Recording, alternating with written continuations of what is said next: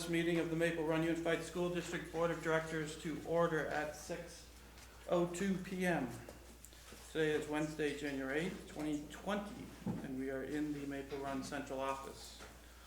We have 8 board members present, 1 electronically, representing 7.5 votes. First item is the agenda review. I would like to drop item 7B, the discussion about policy F26, because we still have some research we need to do on that. Is there any other changes to the agenda? Are there any others? Can I get a motion to approve the agenda as modified? So moved. Thank you, Al. Second. Thank you, Sally. All those in favor signify by saying aye. Aye. Opposed? The ayes have it. Apologies. Rookie mistake. Please join me for the Pledge of Allegiance. I pledge allegiance to the flag of the United States of America and to the republic for which it stands, one nation, under God, indivisible, with liberty and justice for all.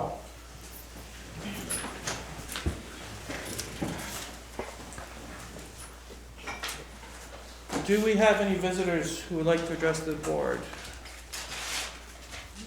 I don't see any. Item 5, district administration presentation. Yes. So we had talked, just as a reminder, we talked about we wanted to start doing some presentations for you at our business meetings in place of the presentations and the talking of the administrators at the end of the board, each board meeting. So tonight we'd like to start that process, and the administrators felt one of the things that should be talked about, number 1, because there are always budgetary issues around it, but number 2, because it's good data that you should know around behavioral type issues and special ed and things. And Alexis has created a presentation along with some help from her colleagues that she wants to give you on to help you with some data and see where we're moving behind. Sure, great. Good evening, everybody. So I know we showed a while back our top 5 priorities, and the number 1 priority on that list was all of us really identifying a need for increased behavioral support to meet the growing needs of our student population. So we really paired that with hearing loud and clear a couple board meetings ago the need and the want for data and for more information on what things are looking like. So a great place to start, we thought, was really just showing you kind of some graphics of our student population and how that has grown and shifted over the years. So one thing to point out that you'll notice on all of the graphs is the years are not based on fiscal year. We really wanted to show, we're looking at this time of the school year, this year, last year, and the year before. So it's July 1 to December 1st of 2017, 2018, and 2019. On this graph, the blue bar is free and reduced lunch. Our enrollment has not changed significantly over the last 3 years.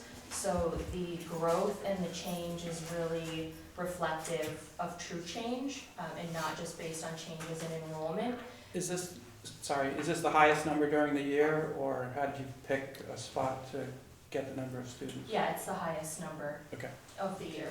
And what you'll see is 2017 and 2019, that is reflecting almost 50% of our student population. So really close to half of our population qualifies for free and reduced lunch. The red bar is our students that are or were displaced. In other words, they're homeless. It shows that the numbers are going down, but when we really did some more in-depth digging into the numbers, it's really stayed consistent. What's happened is in 2017, we had a few very large families that were homeless. So even though it looks like the numbers are going down, the number of families is what's changing throughout the years. And then the last bar, the yellow bar, is our students that are in GCF custody, and you can see that that's continuing to increase and rise throughout the years. So that's just some basic demographic information. If you go to the next graph, we wanted to look at special education and the number of students that are on IEPs, and you'll see that that's also growing and increasing as we move throughout the year. So for 2019, the 639 represents about 24% of our student population, and that's a 3% increase since 2017. We then took that information and really wanted to break it down and look at some very specific disability categories, and we really focused on the top four that directly correlate with social emotional needs and behavioral needs that we're having to currently support, as well as find increasing ways to support them more and more. So the blue bar is 2017, the red is 2018, and the yellow is 2019, and you can see in every single category, we are definitely much higher, and we have more and more kids meeting eligibility criteria for special education in each of those four categories. When you look at other health impairment, that's where other health impairment is a pretty big umbrella, but most often you're looking at ADHD within that category. So students have a diagnosis of ADHD would fall under other health impairment. More emotional disturbance is where we're seeing a bulk of the really high intensive need for behavioral support and building our capacity. So you said 2019, about 24% of the students were on IEPs. Yes. How does that compare to 2017? So 2017, I think it was a 3% increase, so it was 21% of the student population in 2017.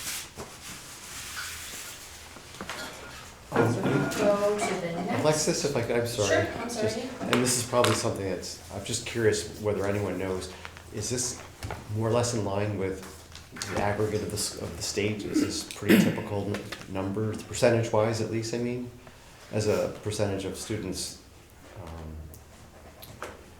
with these disabilities? Or, in other words, are these numbers that, would you know, are they out of the realm of what's normal these days? I think that's a great question. I would really defer that to Andrea as the special ed guru.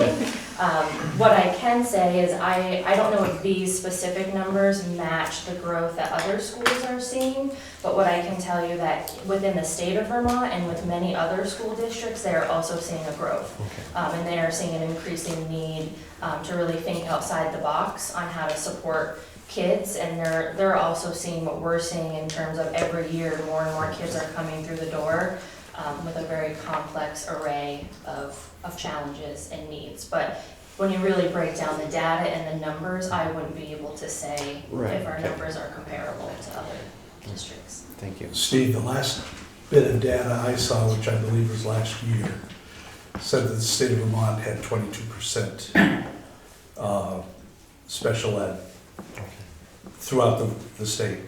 What I find interesting is probably not the right time to talk about it, is nationally, that's 7%.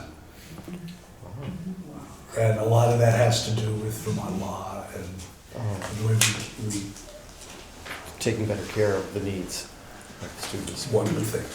But yes. I don't think it's a new trend. It's not a new trend at all, it's been that way. But yeah, we're pretty much right in there with the average of Vermont. Thank you.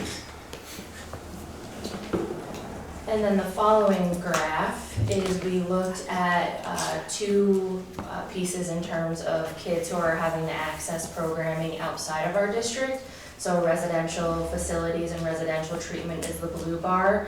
And those kids are, usually LEAs do not place kids in residential treatment. That's usually a placement decision that's made by either the Department of Human Services or DCF or the Department of Mental Health. But I think it's important to show how many kids we've had and we currently have in our district that are accessing residential treatment.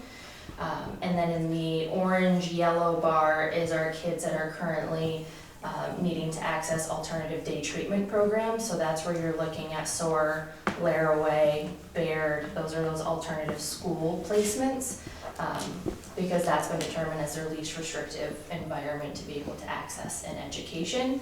And the red number at the top, the dollar sign, is Martha provided some support and input to show that from 2017 to 2019, that growth and that increase has meant a cost of over $1 million that we've had to use to get kids to appropriate placements that are outside of Maple Run. And as you can see, and you do the math, it's more than doubled just from last year to this year. So that's a pretty powerful data point and a pretty significant shift. So with that information, Jason actually provided this, so he went to a... May I ask a question about that? Sure, of course. There's 2 questions. You can go back to it. Thanks. One question is, were these students that were all move-ins, or were these students that were our students that were just newly identified, had new crises? Correct. Most of them they've been our students. And then just, so, and we've also had some move-ins that were already outplaced, that moved to us, and we wouldn't change their placement because they shifted. But the majority are students that are ours, and their behaviors are intensifying and increasing. my other question is, and you probably don't have this answer readily available, but I would just be interested to know what was going to the placement and what was going to transportation to get them to the placement. I don't have that number Yeah. off the top of my head, but No, it's all but it- inclusive, that $1,000,001 Right, increase I was- is inclusive of both those pieces. right, because I know that transportation can often be a huge expense, so I would like to know at some point the Yeah, difference. This is Susan. I have a question. Sure. As far as these residential facilities, can you give me some examples of where those are and what their names are? Sure, so the ones that come to the top of my mind, we have Littleton Academy, which is in New Hampshire. That's a residential placement. There's we did have a student at Kids Peace, which is in Pennsylvania. That's a residential treatment facility. School for the Deaf and Blind is another one that we have, students have accessed that in the past. I'm trying to think of some. Yeah, Stone Path Academy. Yeah, so there's kind of a mixed bag in terms of where kids are accessing residential treatment. And like I said, that recommendation is not coming from us. It's coming from other agencies and outside service providers. And they're the ones that are really identifying what would provide that student with the best wrap of service, given what is the main area of challenge. I have a follow-up question. Is it reasonable to assume when you're looking at 2017, 2018, and 2019 that there's some of the same students in each one of those bars, right? Yes. Yes. Mhm. Absolutely. Okay, thank you. Sure, yes, thank you. And then the last graph that we have, Jason went to a meeting and NCSS with NCSS. Yeah, do you want me to talk about that? Sure. Okay, right. So, Danielle, Lindley, and Todd, and Belinda, and all the departments put together a meeting with the legislators, a legislative breakfast, and they asked me to come on behalf of their programs to talk about the power of collaboration, just how we work together, and the importance as the legislators are going back in, about being very mindful of the needs in our community and how we are partners and we do work together to improve student outcomes and family outcomes. And what struck me, and the reason I shared this with Alexis, is you get that feeling sometimes that it's just you. Is it just me, or is this a larger thing that's happening within our county? And so the trend line on that graph was just striking to me, and it felt like, no, this is bigger than just what we're feeling in Maple Run. It's bigger than what we're feeling in our individual schools. This is a consistent story when you talk about the number of identified clients and where that trend line is going through the mental health agency, but also in our schools. And so it just kind of felt very validating that that pressure that we're feeling and that pressure that our teachers and our support staff are feeling is actually real. And this is a real thing, and it's not something that we're just believing is happening without other outside data to make us feel that way. So I just thought it was important as trying to lay the context of the work we're trying to do and help to share a similar story.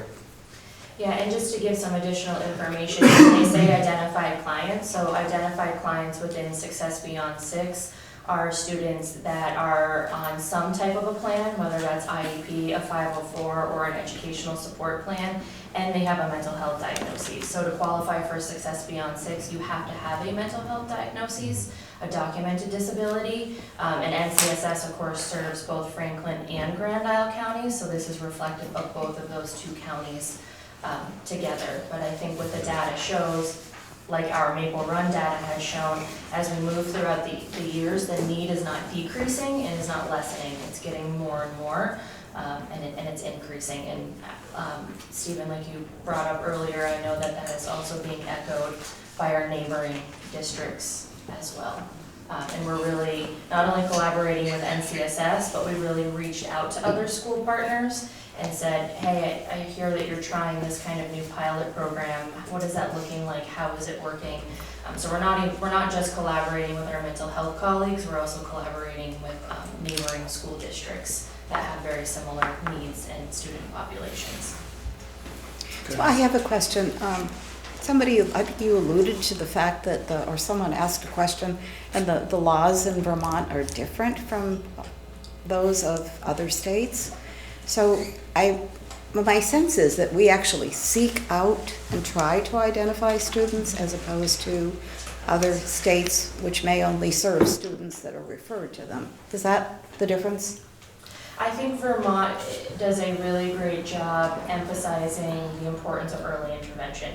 So that's really kind of how I think of it, is we know getting in there and really having tools and systems and processes for identifying students, the earlier the better, so we can get in there and wrap them with the appropriate level of support, whether that's an IEP and having them have appropriate academic and behavioral accommodations, or doing so in another way. I think Vermont is very progressive in that way. We want to get in there and identify those students, the sooner the better.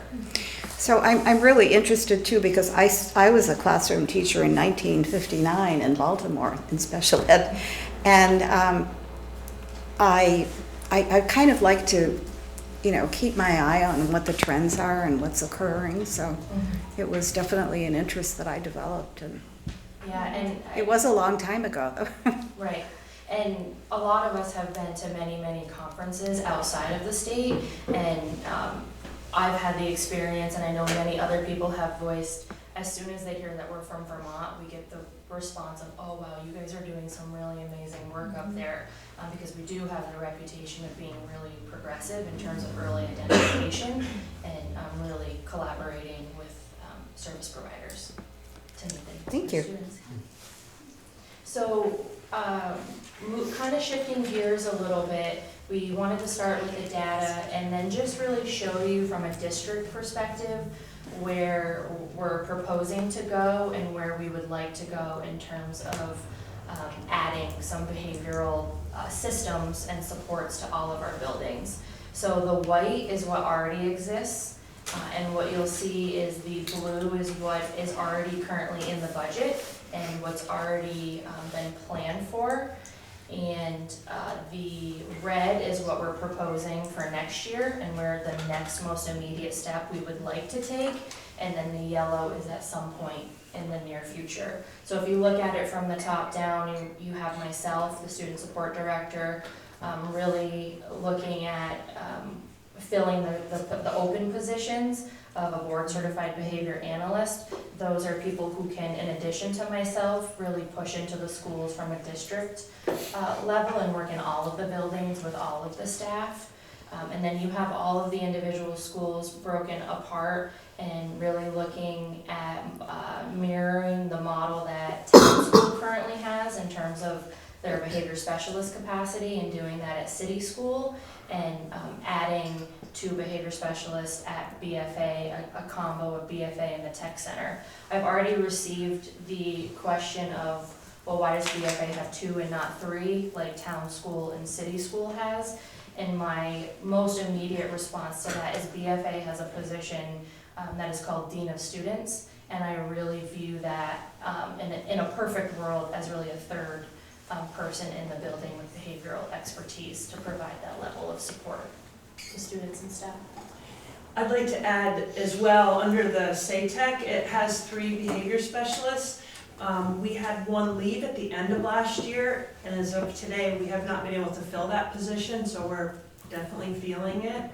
The other thing that I think is important to note when you look at this chart, that you see the current, the white at Fairfield and SATEC with the behavior specialists, and then we're trying to add them at the other schools. The thing to keep in mind is at Fairfield, and correct me if I'm wrong, John, and at SATEC, we do not have any internal or alternative programming for students in our schools, whereas SACS and BFA has that available. So we're handling everything through the behavior specialists. So just so you understand, there is another component related to that, because I think some of the alternative programming does support many of those students. When you look at that chart with all the disabilities, those programs do that, and we do not have that, and I believe Fairfield does not either. Correct.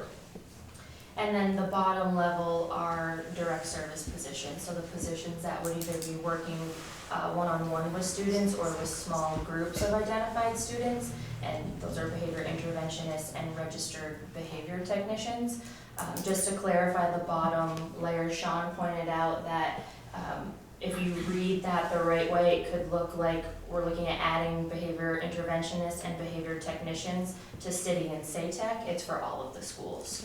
So it's just the bottom layer that, and those positions would serve all of the buildings. And those would also be district positions, not school positions. So you might have a BI matched with Johnny at Fairfield, but the goal is to always fade support. So when Johnny transitions out of needing that level of support, that person could then shift to town because they have an identified student with that level of need, which I think is a very unique model to propose when you think about the public school system. Are any of these functions being filled by like NCSS now?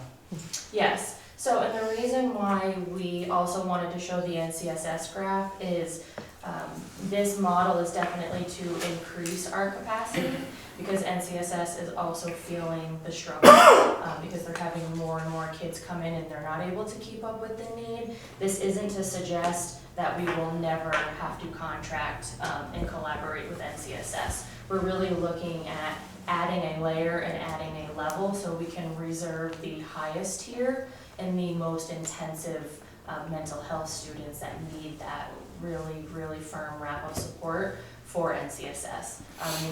They can speak to the Fairfield and town can speak to this more than I can, but we have identified students that need the level of an NCSS wrap, and they have been on the wait list since the first day of school. Since July.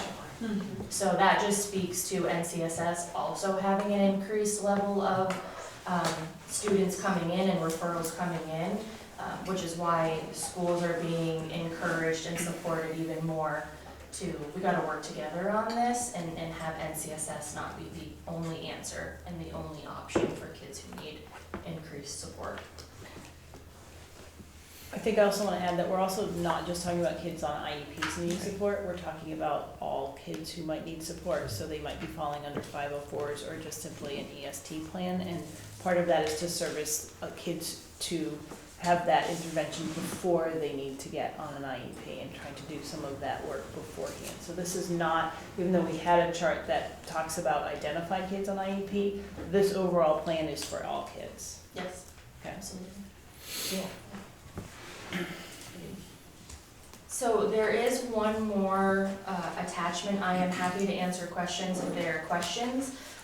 However, I created this more as a take and review on your own, because I do feel like this in and of itself could be its own separate presentation when you really get into breaking down the different positions and what they would actually do, and what requirements we're looking for in terms of the individuals that would fill those positions. So like I said, I'm happy to answer questions if people have them tonight, but it really could be a presentation in and of itself.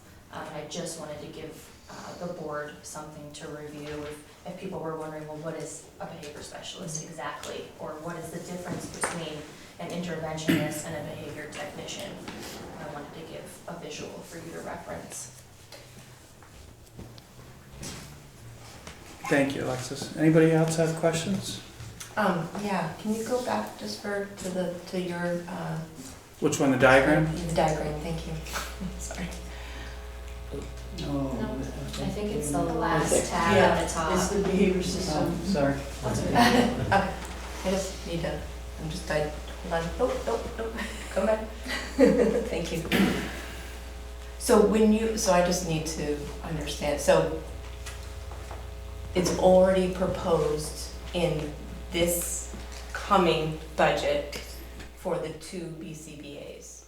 No, It that's was in the in the current budget. budget, That's in our current. Yes. FY '20. And so, The red ones. do we have both those Trying to positions fill filled? We're in the process of filling those positions. You are in the process of filling Yes. those positions. That's, My understanding was that people really wanted myself, the student support director, to really come in initially and kind of get a feel from an outside perspective and do an audit of sorts and an inventory of what was currently happening in the district and what was it looking like in each individual school, to then get with the leadership team and figure out I only came on in March, so I'm just. how to move forward. And I think we've agreed as a team that that's the level, that's the next best step in terms of adding a level of support. So they are posted, we are in the interview process. You have Yes, we have highly qualified candidates that we're interviewing, so that is already starting. And I would add to what Alexis said, it turned out to be a really smart move, I think. If the board remembers last year, when we were going through the budgeting process, we all knew we needed the behavioral, but we didn't have the expertise in place to best get a position. We didn't want to just waste money hiring somebody, and we weren't sure what we needed. So I think the board, everybody made a good decision here. The board allotted money, budgeted money for the positions, but it's taken Alexis and everybody a good portion of half a year to figure out what this is going to be, to then move forward with it. So, as Alexis said, we do have, it looks like, some good people. Absolutely, On that. yes. It just takes time, as we all know, interviewing and making sure we're crossing all of our Ts and dotting all of our Is, it just takes time. So we're in the middle of that process right now. So in terms of the following year, what we're proposing to add essentially are the two positions in red. And you'll see this when Martha does the presentation today, but those 2 positions are the only 2 new positions that we're recommending at this time within the budget. A question. Angela mentioned another level of service that Saks, and I don't know if it's Fairfield, she said that was. Alternative programs. Is it possible to put that layer in there? I just, out of curiosity, just to see what they have and what others are lacking, that would just help visually. Sure. Because I'd also like to understand, do we need to add somewhere else too? Mhm. Like, I mean, if, I'm just using Saytex as an example. I mean, if they're having all 3 of their persons take this on too, I mean, is there some sharing going across too? I mean, probably not just because of probably the course load, but I'd like to see that extra layer because it's Sure. just for understanding, if that's Absolutely. possible. Yeah. Is that something like Kaleidoscope at Yes. City School? Yes, and what I would like to add, just to piggyback off of that, is I would say Andrea, Melanie, and myself have really collaborated closely with Angela and Jason Yeah. on taking that next step at town as well, and really trying to get creative and think outside the box of what is an added layer that we could do for them as well to keep up with their growing need, but I can absolutely. It's just add a that. kind of visual of what the, the needs and, I don't know, maybe some definition about what kind of, like what they're taking on as opposed to, SACS versus SATEC, like what is the behavior specialist doing at SATEC and SATEC versus SACS, I'm just using examples. I mean, I'd just like to see, Yeah, the loads and, how they're doing it. Be great, thank you. it's a great idea for a future presentation, for sure, because once you start really Well, taking you apart all can, the, yeah, but absolutely. that just gives her, I think you gotta dig deep in this because it, Well, and also, I mean, when I think about having the two BCBAs that will be available to all of the different schools, that would mean that they would be able to be visiting the schools, going into the classroom, and providing suggestions for better Tier 1 instruction and behavior management, hopefully eliminating the need for continued special education programs or, an alternative program within the schools. Yeah, absolutely, that's the goal, and Right. that's the vision for sure. We can always build new we can always find kids that we can put in them, but, I think ultimately the goal is to be providing better Tier 1 instruction. Which is why we're advocating to build the system from the top down and not the bottom up. Okay, thank you. is that it? Yes. Thank you very much. Thanks. Item 6 is the consent agenda. We have the minutes for December 18th, media packet, and financial statement. Does anyone have something on here that they want to remove for questions or clarification? If I don't hear any objections, the consent agenda will be adopted. Hearing none, the consent agenda is adopted. Old business, item 7A, budget. Martha. Yay, I'm back. So, you have in your board packet a new budget, draft 2 budget proposal. And I'll start with the first page, which I've put a number up in the top right-hand corner just so that we can make sure we're following on the same pages. So on the first page, the first top half is the information that was presented at the last board meeting. The only change that's been made there were some check marks added to the information still outstanding.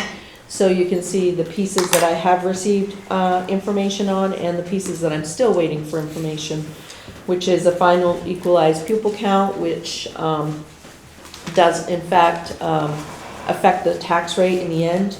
The transportation aid, I'm still using an estimate, although I did revise my estimate based on what we have just recently received for the current year. And I'm still waiting to find out what the FY19 allowable tuition rate is, which is an indicator that I use when it comes to setting FY21's tuition rate, and I'll talk about that a little bit later when we get to the tuition rate piece. So then we get to the section that says draft 2. So in the very first section, it shows what this draft budget expenditure amount is looking like at this point. We're at $60,873,675, which you'll see is reduced about $227,000 from the previous budget presented. And I follow down through with your education spending and the equalized pupil count. You'll notice that the equalized pupil count has changed from the previous presentation. We've gotten some updated information, although it's not final yet, but we'll keep revising the numbers as. So Martha, it looks like it went up 3, but the percent increase went down. Because it's based on the FY20 information, and in the first draft, the FY20 information, some of that information wasn't updated, and the piece on the bottom half I see it, yep. was updated. Yep. So right now, with the budget as being presented this evening, we're looking at a estimated per pupil spending of $16,657 at this point in time. And just for your information, the excess spending threshold that the state sets is $18,756, and what that means is if your education spending is above that figure, you get double taxed on the amount that's over that figure, so we're below that figure, so that's always a good target to hit. I have updated the breakout pieces based on this proposed budget amount, showing the different areas and how much that equates to the total budget cost. So right now our wages are about 33 million, which is about almost 55% of our total budget. You'll notice that probably the largest change from the information above is under the health insurance. I have gone in and made the adjustment based on what was negotiated at the statewide level. If you flip to the second page of this summary, I spell out exactly the changes that were made from the first draft to the second draft. So there was the health insurance budget adjustment made. We got the final tech ed FTEs, which then affects our expenditure budget based on the amount of tuition. And then we made an adjustment for the Director of IT and Innovation, a slight adjustment to account for that change in position. That's the adjustments that were made to the expenditure budget, and then the following bunch of changes were all on the revenue side, because every time you change anything on the expense side, it changes a lot of the different areas in the estimated revenues. Also, some information that I was waiting for from the state came through, like the mainstream block grant for special ed and the triple E block grant. Those are figures that I received, so I made those adjustments. So those are all just the different areas in the revenue side that I adjusted up and down based on the need. The very last piece on there is the announced tuition information, and we'll get to that under Article 8C. So we'll talk about that a little bit later. Page 3 is, again, the summary of expenditures. Like I presented the first time, this one has those adjustments that are reflected on the summary. The bulk of them, as I said, were in the health insurance area, and that those changes were sprinkled throughout pretty much every single one of these codes. So there's going to be some adjustments all the way down through based on that information. Let's see. If you have any specific questions, I'll try and answer them as we go. So that's those 2 pages is the expenditure information. When you talk about the transportation, Yes. the 60,000, what is that for the? Transportation, under student transportation, right at almost at the bottom of the first of page 3. No, that the what you're one talking that was about? on 2, it says adjusted estimate for transportation aid based Oh, on FY. transportation aid. So Like we get, homelessness. the school districts get reimbursed from this Agency of Education at about 40 to 42% of your cost of transporting students to and from school, just the to and from school piece, from the figure 2 years prior. So whatever we spent 2 years ago, we get reimbursed about 40% of it. And that's the number that I'm waiting their final number on. Okay. But we did get I had a better figure to work as That's the an number that's estimate. highlighted on page 5, I think. Yes, Thank you. yes. Like I said, the summary of expenditures are the 2 next pages, 3 and 4, which goes through the different cost areas, cost centers, and the different proposed budget figures. Page 5 is the revenues, and the only one right now that I'm still on the revenues waiting for something a little bit more definitive is the transportation aid, but I did adjust it like I said, based on the reimbursements we just recently received from the state, so I have a little bit better number there. The yellow box is the education spending. That's the one that you fill in all the areas of your revenues, whatever you think you're gonna get in, and whatever is left between your expense budget and the rest, all these revenues, that's the amount that goes in the education spending block. So that number fluctuates every time we make an adjustment one way or another in any of the areas. Page 6 is what we are looking at currently for the tax rate impact of this budget. The box on the left is our current year, and the box on the right is FY21 for our proposed budget. Start out with your equalized pupil count, which right now it's at 2569.2. Put in your expense budget, which is $60,873,675.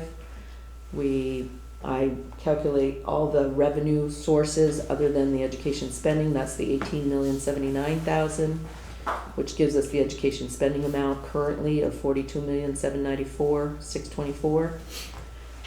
You take that figure and you divide it. You take your equalized pupils and divide it into your education spending to come up with your education spending per equalized pupil, which right now is at $16,657.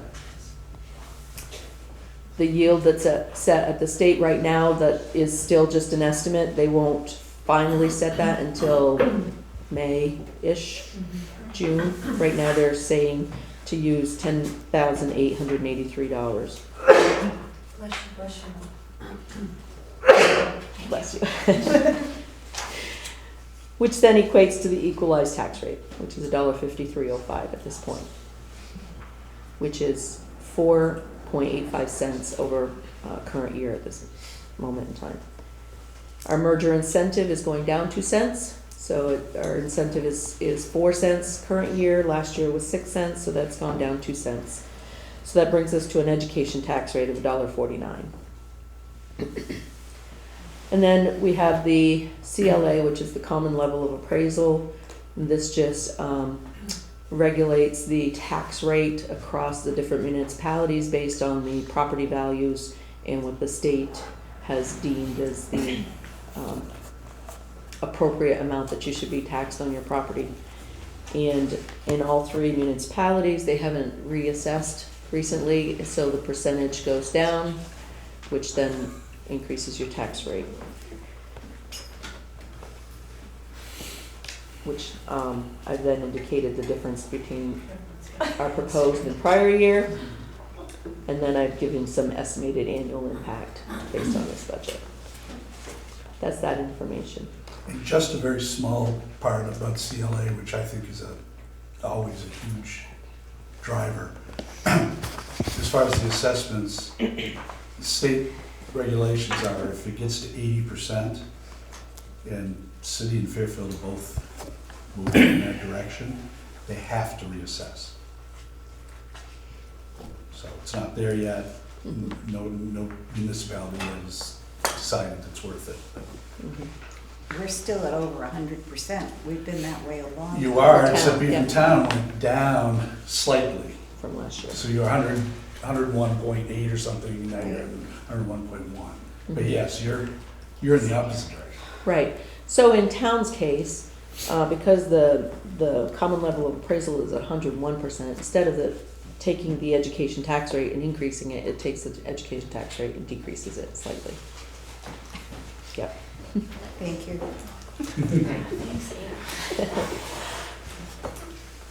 We also have some additional information, page 7 and page 8. I'm thinking I want to skip to page 8 first, and then you can go to 7. Okay.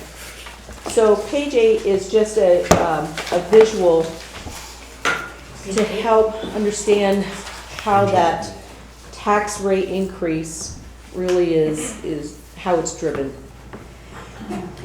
So the effect of the yield change at the state level from 10,648 last year to 10,883, that is causing our tax rate to go up 3.38 cents.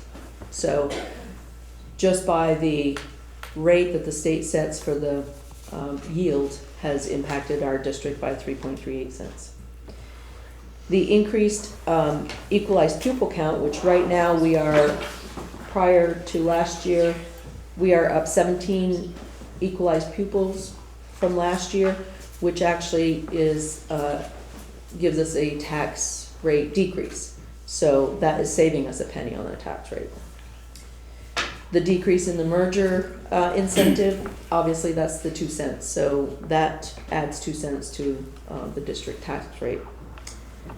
The bond vote for the BFA connector that we brought to the voters and they approved, that cost is hitting our budget of $423,000. It's hitting next year's budget, which that equates to $1.42 cents. Which leaves the rest of the education spending tax rate increase that we're showing right now of 6.85 cents, being 1 penny, 1.08 cents based on our actual budget that we're presenting. So basically, the impact that we have on this budget, the only thing we really have control over is that penny increase at this point.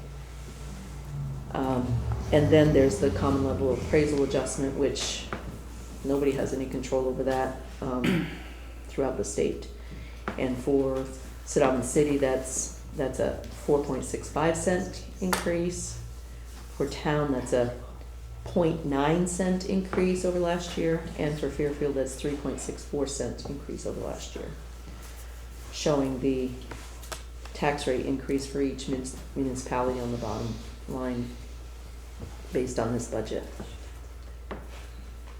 So we just thought that this was, maybe a good piece of information to have for the board to Well, it's to good, consider. except it's discouraging because Exactly. it means out of a 5.5% increase, we can do something with one. Yeah, exactly. We asked them to tell us bad news, Jeff. This is. Here we go. Here's your data. So that's pretty much what I have at this point, and Kevin had another page 7 spreadsheet that he asked me to pull together, and I think he wants to speak to. Well, I kind of wanted to see what our equalized tax rates have been over the last 3 or 4 years. Part of that came from Nina's asking earlier about what's happened during the merger and where we've been able to save money and where we've been, where we had certain effective things happen. So I asked her to look at it from a 4-year, I guess, 2018, 19, 20, 20, 4 years. And I do think it's worth looking at because, Sue, I remember you've talked to me a couple times about the fact of when people ask me why is budget going up, and I thought in the merger that sort of stuff wouldn't have happened. First off, just to look at the numbers, if you look at the equalized tax rate, so for FY18, and Martha, help me out with this, was this before we were merged? FY18 was our first year of merger. Okay, so the first year of merger, the equalized tax rate was $1.47. The next year, and this is before the incentive, so this is true numbers, before the 30 cents that we got added on. FY19 was $1.51. FY20 was $1.48. That was this year's present budget. Mm-hmm. So it actually went down about 3 cents. And then this year, as we're proposed, it's $1.52. So I liked seeing that because it gave me a certain perspective in that if we're looking at what we can control, which is the equalized tax rate, basically, over 4 years, the equalized tax rate's gone up 5 cents, which is is quite good. And part of that was, you know, when you got that sheet from me at the retreat, going back to your question, so the reason those tax rates were relatively low was because of what we were able to do with savings over the few years. We're squeezing less and less savings out now because we've done a lot of that, those efficiencies. I don't think we're done yet, but we're not seeing it as fast and furious as we saw earlier in the thing. But in that way, I'm feeling pretty good. I mean, none of us are feeling good about what we don't have control over this year as far as the budget. But from an actual point of view of what we have control of, we've tried to do pretty well. So I'm gonna say, what I anticipate hearing is about the budget.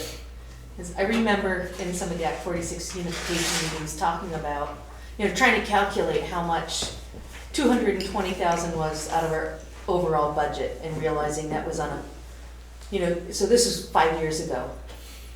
And figuring out that 5 or 6 years ago, whenever we were speaking up in Fairfield, figuring out that the combined BFA, city, town, and Fairfield spent about $50 million a year.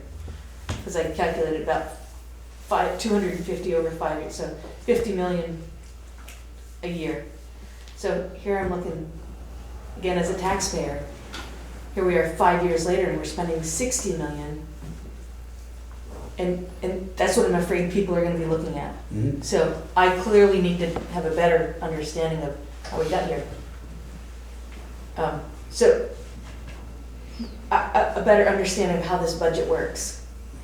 I need to be able, because as a school board member, I need to be able to explain it to people. So I need to keep on digesting this information. Yep.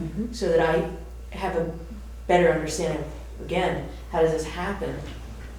You know, that we're spending this kind of money. I mean, I know how it happens, but.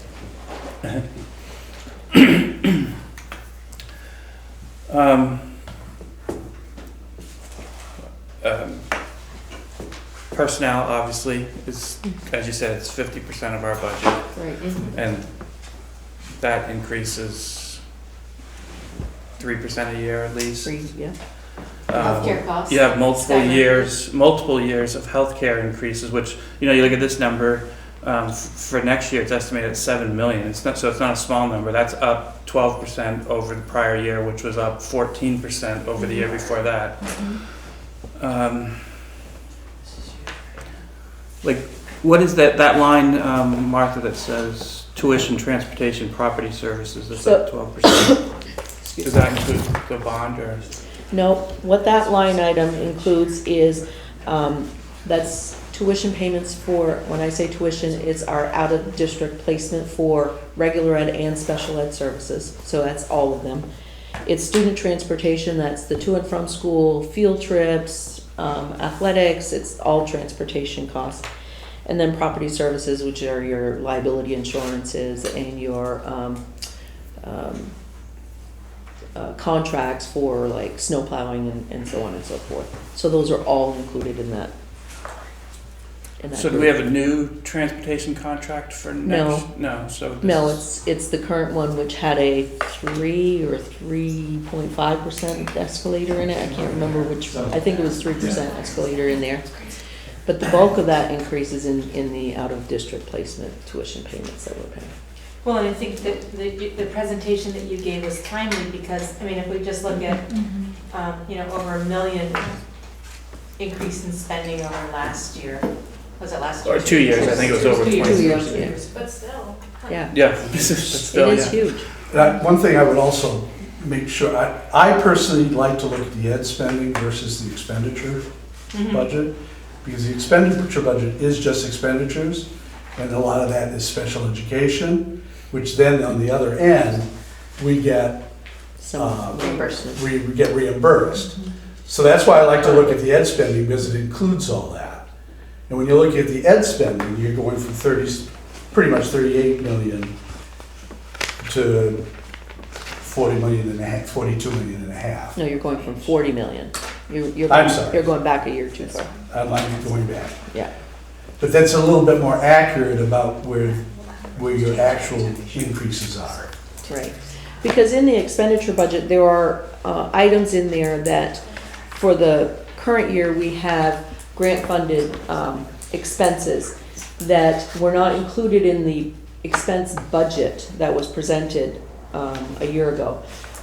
Those items are now included in the expense budget going to the voters. So there are some additional expenditures in here that are actually offset by revenues. And Martha, those expenses are actually still grant funded. They are still grant funded, Now we have yes. to count them because we know about them. Yes. Versus when we don't know When we about don't them, know. we can't be at it. Correct. Correct. But still, what the voters are gonna see is a 5.55% per pupil Yes. increase. Yes. That's what that's what's gonna be on the warning.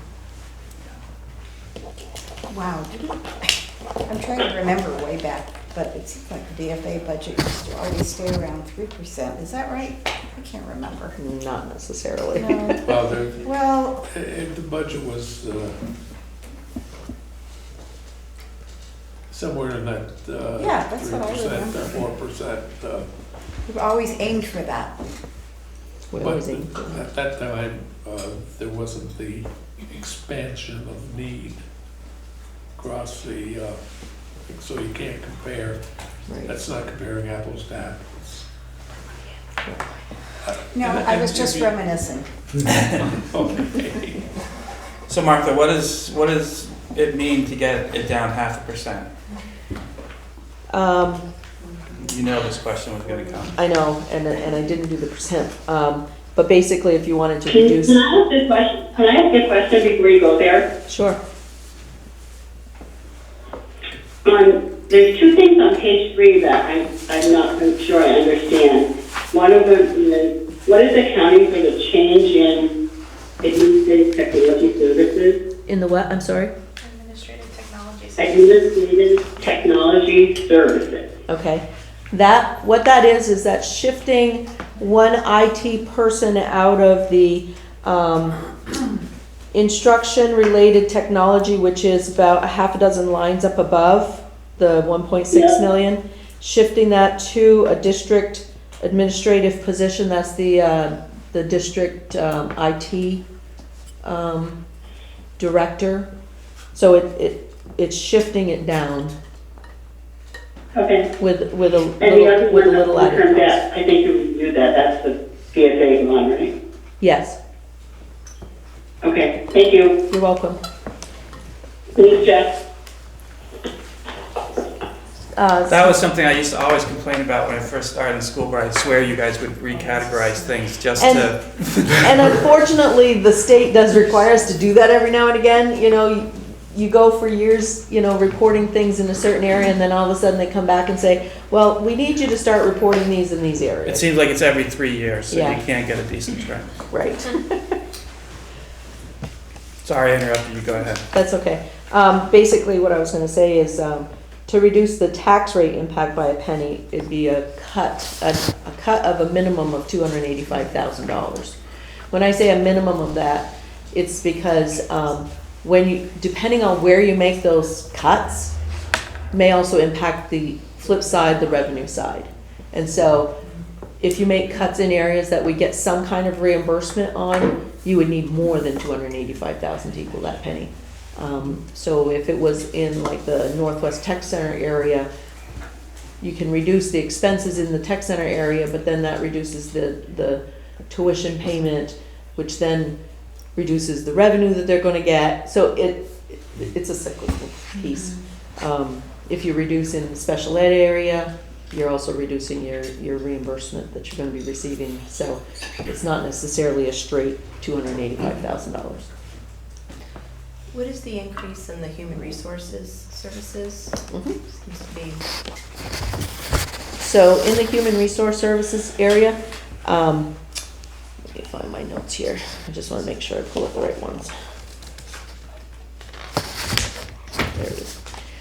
So some of that cost is shifted from again, we, last year we eliminated the Assistant Director of Special Ed, and Kathy Fink retired, and we then brought in an Assistant Superintendent. And so the Assistant Superintendent cost and the reduction in the special ed area and the admin assistant that we added to the current year are reflected in that human resource line. So there's a decrease on, let me get my right page here. On page 4, under Special Ed Services, Office of the Director of Special Education, you'll see that that went down. That went down about $80,000. So some of that, it was shifted up into the human resources area to cover that change in our restructuring of the staffing in the central office. What about adult education? That seemed to have gone up that one Yep, quite a bit. adult education, the adult ed director is a partial year employee, not a full year contract, and we're looking to put that as a full year contract, so there's a slight increase there. Plus there is a couple of staff members in that area that shifted from a cash in lieu to full family health insurance benefits, and so that, just a couple of those makes a huge. What prompted? $6,000 to Huge $26,000. What prompted half to full-time? So- Just the need, or? Yeah, that's something that, The need has increased so much, Oh, I'm sure, yeah. I understand. which is a good thing. Yeah. right. And then what about building improvements? Because we all, I mean, I know everybody puts their plans in. I mean, it's definitely gone down, but we always seem to have that, not discretionary fund, but that we always have extra. Capital reserve? Yeah, sorry. Okay. So Well, how does that, We still like to build into the budget some monies for building improvements. and that's that And that's line? what that is. Okay. And those are for the planned projects that have to happen. And some that come to mind are like the noise reduction work at SATEC, putting those walls in. And those are planned, and we know that we're gonna do those. Whereas the capital reserve, it's if an opportunity comes up and it's right to make those fixes or whatever, then we'll go to the capital reserve. What's in that? How much is in that? That's okay. Yeah, I don't have that top of my head. I was just curious. I want to because- say it's probably around $2 million. Okay. That's after we take out what has been authorized for the Fairfield project. Right. But we also haven't gotten our final audit from last year, which will then add to that. Yeah, So, so I was just wondering. Yeah. I mean, this has still gone down, but I know Yeah. we always have some extra. yes. Okay, thank you.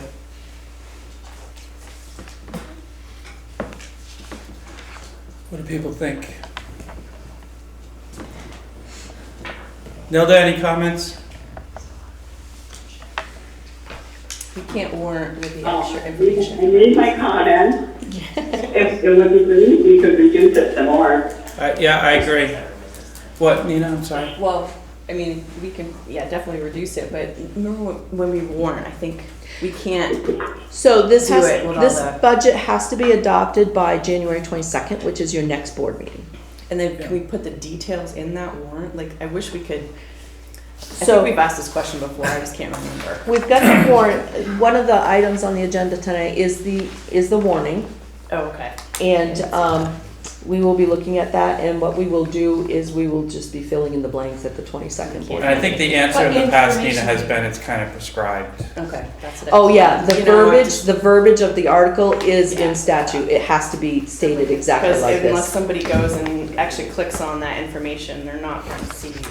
Yeah, because that article says, that we're asking for, to be able to spend X number of dollars, which is your expense budget total, and that results in a education spending per equalized pupil, which right now is going to be $16,657, and that education spending per equalized pupil is X% higher than the previous year, which would right now, if we were to fill this out, it would be 5.55% higher than the prior year. So those are the prescribed pieces that are in that article. Yeah, You're going to ask again. Okay, Yeah. thank you. that's okay. Anybody else? I'd like to see it reduced, Yeah, definitely. see what we can do. Do Any you have a target? Do you want some guidance? target? Yeah. Guidance? 2 points here, no. You can start with 0.5%, I mean, you can, I mean, I don't know, there's not a lot probably cut. Well, I'll just say it this way, Martha. Mhm. We'd like to see it reduced, but not at the expense of the students losing. Yeah, so I think I'd like to know, like, Yeah. what does 0.5% look like? So, Well, 0.5% would be $30,000. Yeah, yeah, because at Let me do 1% that was again. 200 and, And 85. Right. yeah. No, Oh, 1 okay. cent. 1 cent. 1 cent. Oh. Is 285. 285, Yeah, not a percent. not a percent. 1 cent. 1 cent. Is So that's what 285. that's what I want to clarify. I said I didn't have the percentage off the top of my head. But to get to that. That's what I'm worried about, is that per pupil increase of 5.55%. Okay. So what would a percent there mean? Well, that, I would have to do some calculations because again, it would depend on where you're making the cuts, because then it reflects in your revenues, which Mhm. then changes your education spending, which then changes that. So it's not a straight up. But what you're asking is what would it take to bring that 16,657 down to only 4.5% Right. increase? I would have to do some calculation on that. Yep. I don't have that figure. Please. But we're prepared to go back. and Yeah, I figured, it's a normal process. let it be said, let it be written. You know, we've actually had special meetings about the budget in the past, if we've had to Yeah. fit into that Yeah. timeline. Yep, Absolutely. okay, thank you, Martha. You're welcome. Everybody set? Right. Yeah, Good job, Martha. it's a ton of work. Wow, yeah. It's my job. Well, you do it well. Okay, item 7, we skipping B, item 7C, policy E01, Title I, Part A, parental involvement. Mona. So basically what we're doing is we're just updating this policy to reflect the, going from No Child Left Behind to the ESSA policy. And basically we had to put in the equity and inclusive language. And that Title I, improving the academic achievement of all students, if you notice the first line is to say that we have, you know, to ensure that all children have fair, equal, and significant opportunity to obtain high quality instruction. So that's basically the main difference between No Child Left Behind and the equity focus of ESSA. And then based on this policy, once you approve it, we're gonna go back and update our procedures and outlining specific language from, or parts of that, of the ESSA law, and saying what are we doing in school in terms of procedures. So that's basically what we need, is your approval of this policy so that we can go and do that and update our procedures. I'd look for a motion, to get a motion on the floor, and then we can discuss this, but So moved. thank you, Al. A second. Thank you, Steve. So the motion is to warn it for possible adoption at a future meeting. Any discussion? And I had one question, which was as part of the Title I review, were items, the changes to lines 11 and 12, were those required as well, or did those come from somewhere else? Well, we are saying that inclusive of all parents, so we had to be specific on, you know, the adoptive foster parents and you know, adult siblings, because we do have that in our district, and we just need to include them in that policy. Okay. Any other discussion about this? Well, I was just curious about, I mean, it sounds great. I would love to see parents involved, or whoever the caretaker is. Is there any success in this area? Do caretakers come in and participate?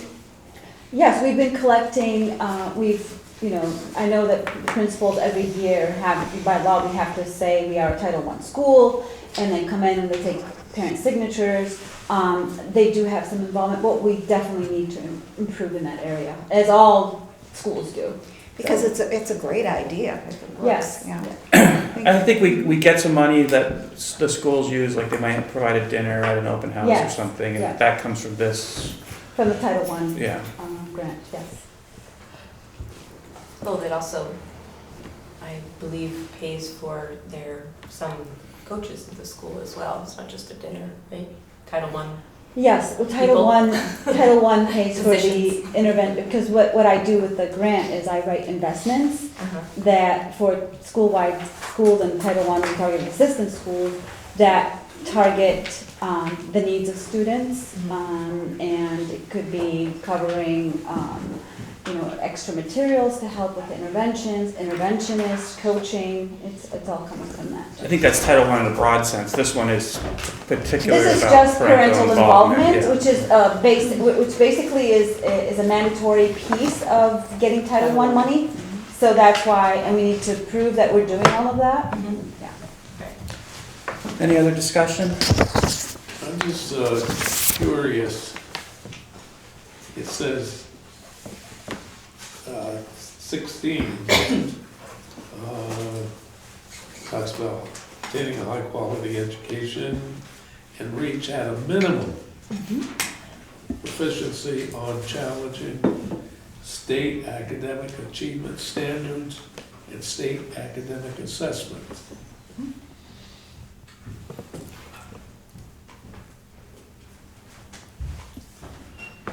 Would somebody explain to me what minimum proficiency is?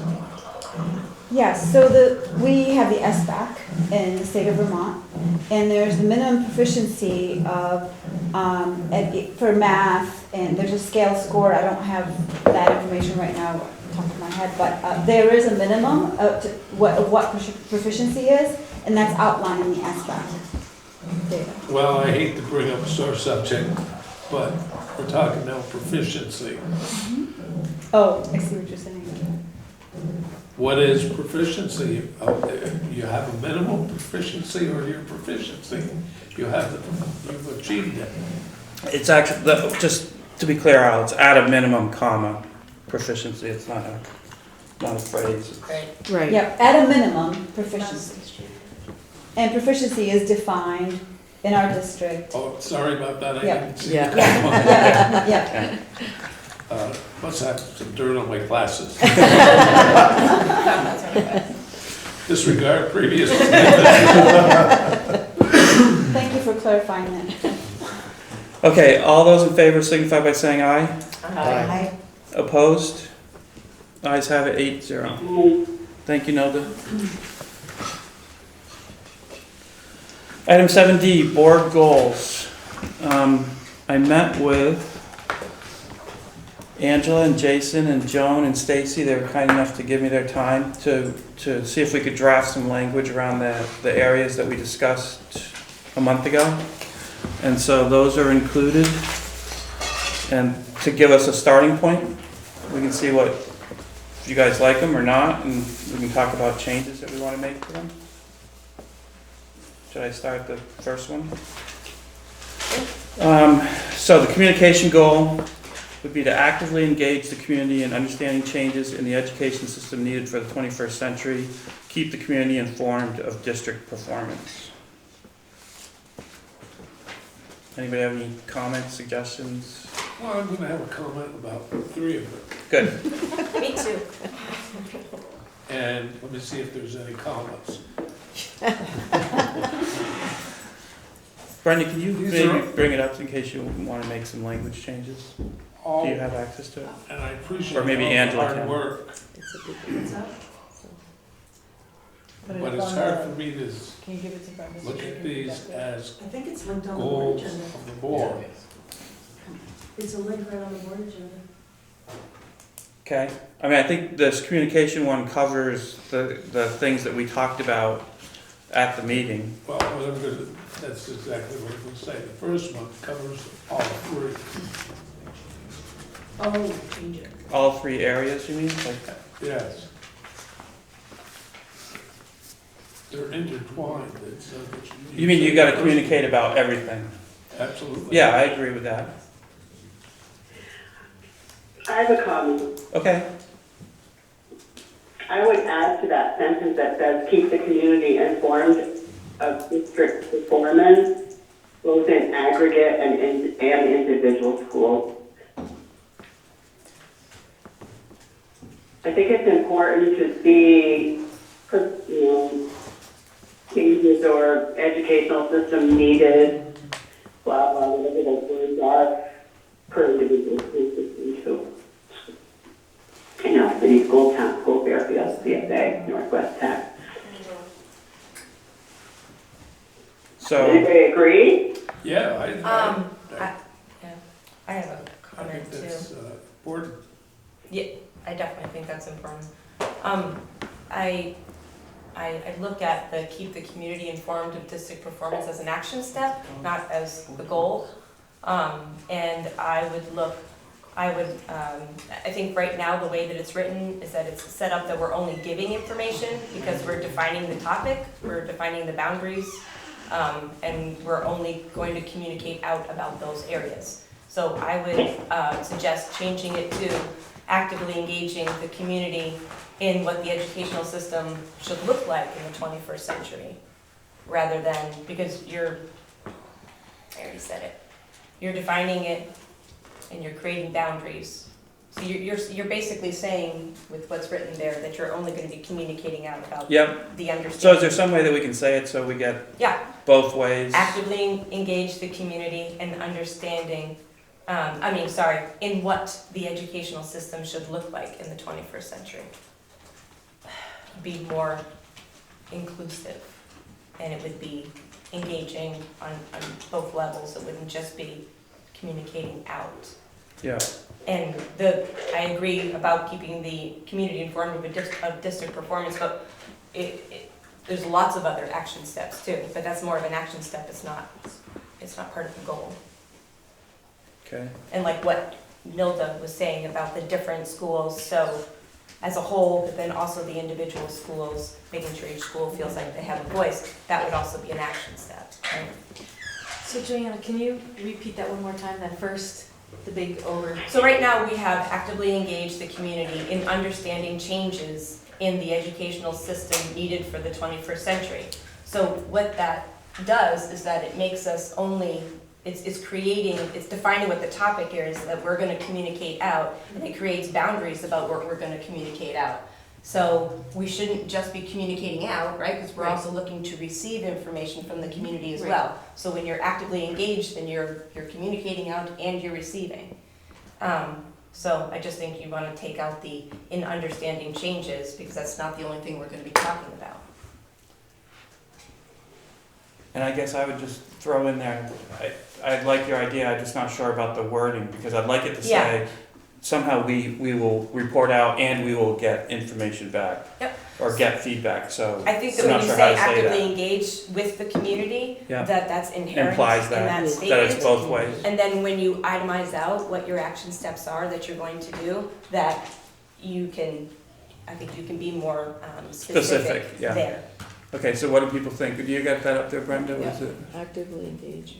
Well, we want to get rid of, I think, that. Well, not get rid of it, but just enter that's it down. my It could be an suggestion, action. It could be an action step Keep the instead of community, is that what you're saying? yeah, like after that part, like that becomes an action step of how to achieve the goal. I think there's going to be a few action steps Let's that. keep that, we need You know, to that we're get gonna do these separately. defined first before we Yeah. have Right, actions, right. yeah.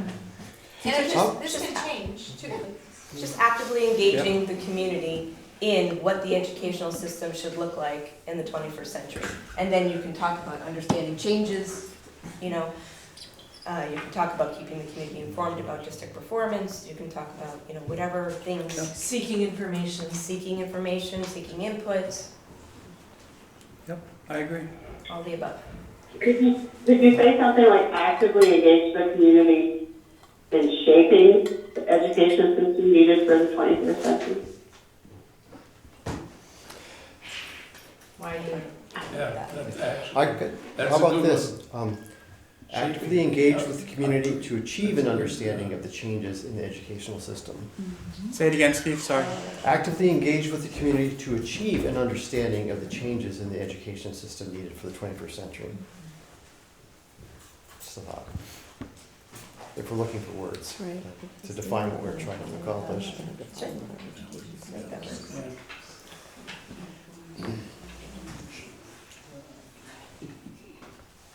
It's part of the process, Al. Yeah. I think somehow we have to indicate that the community will also be involved in this. And, I mean, certainly you could have an action step that would indicate, you know, develop an advisory committee. Yeah, I believe that would be an example of an action Yeah, step. so Yeah, those those are the action action steps steps. Yeah. could clarify, as you said before. And so what we're saying, Sally, is the actively engaged part means Yeah. both ways. It does, it So- does. I think, I still like those words, yeah. But I've liked all of them, so. Jeff, may I? Yes, Say something. Mr. Kimball. As most of you know, this is an area that I'm working on right now in my dissertation. If you want the correct vocabulary for what I hear you saying, it's a two-way communication. And that's what's used in the literature. Great. For community engagement. Yeah, I mean, I didn't love the way this was written, but I don't want to refer all that. Actively engage the community in a two-way communication, which means you're actively looking for feedback and. Good, I like that, that's more clear. I think it's much clearer. So how do we end that then? In a two-way communication? Or discussion, conversation, Okay. you could get your thesaurus out for that communication. Yeah. Like communication more general. About, and then we continue about what the education system, It would be a two-way communication methods about what the education system. Should look like in the 21st century. yeah. How do people feel about that? So I still think I think it's a little lofty. I think it's a little wordy too. I think what we really want to do is talk to people, meet people where they're at, and encourage a good conversation. I think we keep it simple and keep it short, and so we want to engage the community in two-way communication. Period. Maybe I'm wrong. I think, no, I'm not even saying that. I think that as the school board and what we are already doing with our mission and what we're already doing under our guidance, that's. It is education. Right, yeah. So I just feel like when we say things like education system, 21st century, I think that is limiting and it could be potentially a barrier for people feeling like we mean that we want to hear from them. Because we really want to hear from everybody. I like it. Sorry. No, it's easier. Actively engage the community in two-way communications. And then we can itemize out our action steps. I like that. Sorry. No, why are you sorry? Thank you. That's your job. Everybody good with that?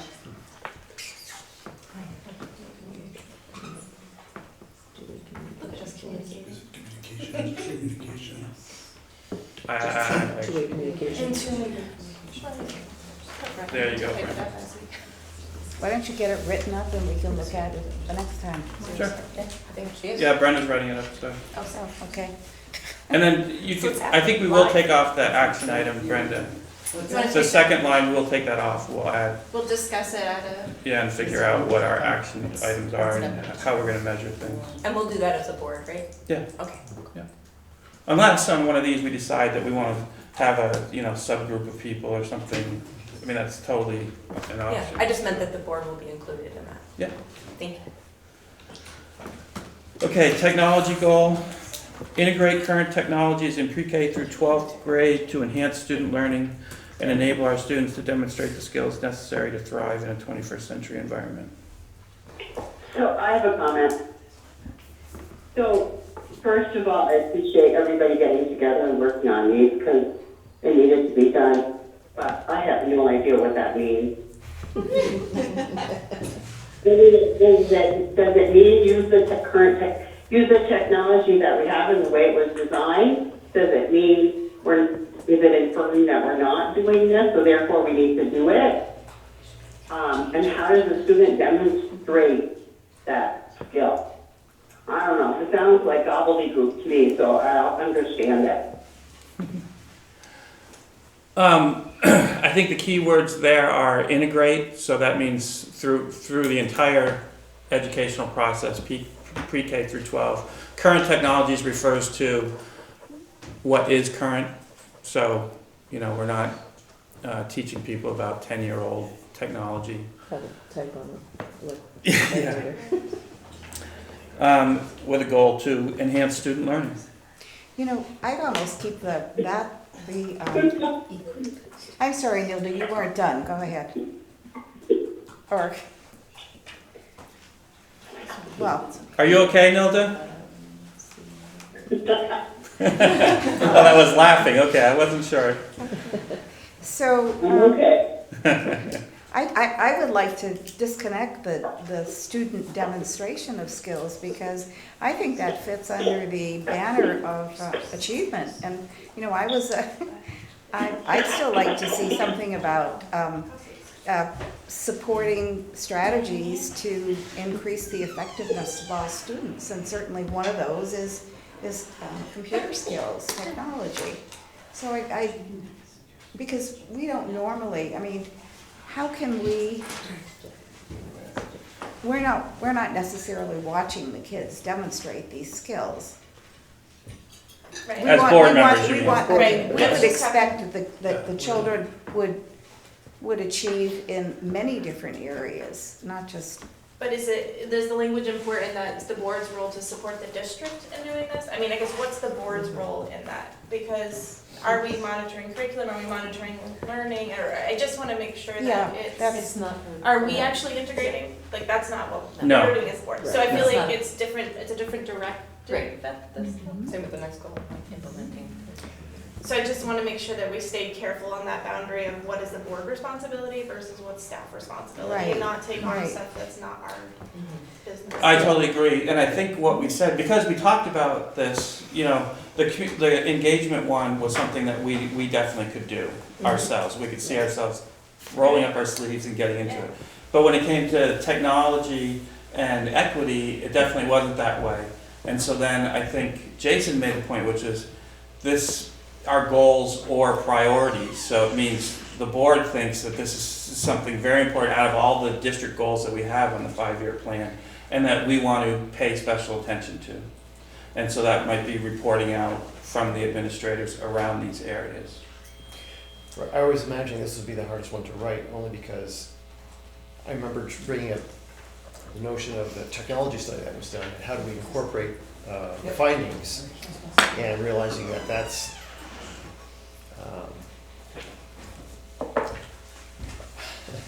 hard to put into a goal from us.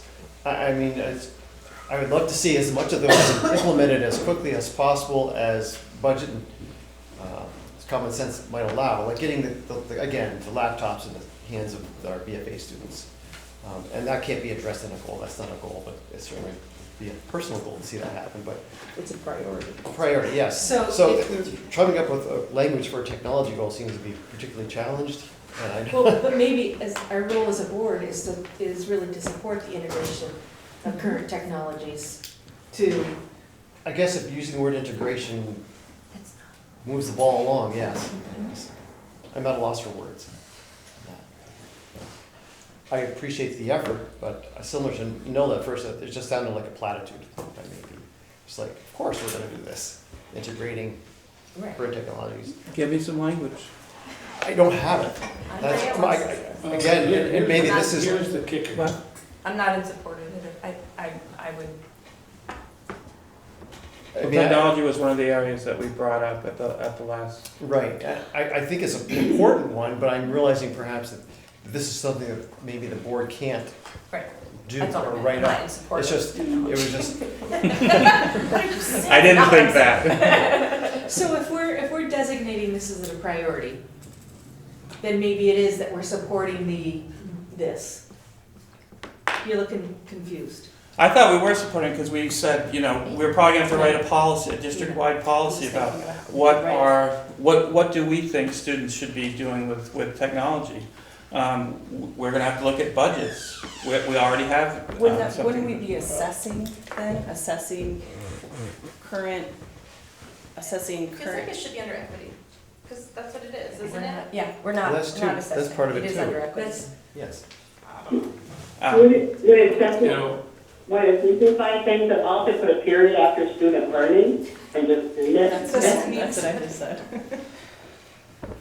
Can we just leave it at that vague right now? Because I mean, we're still formulating these.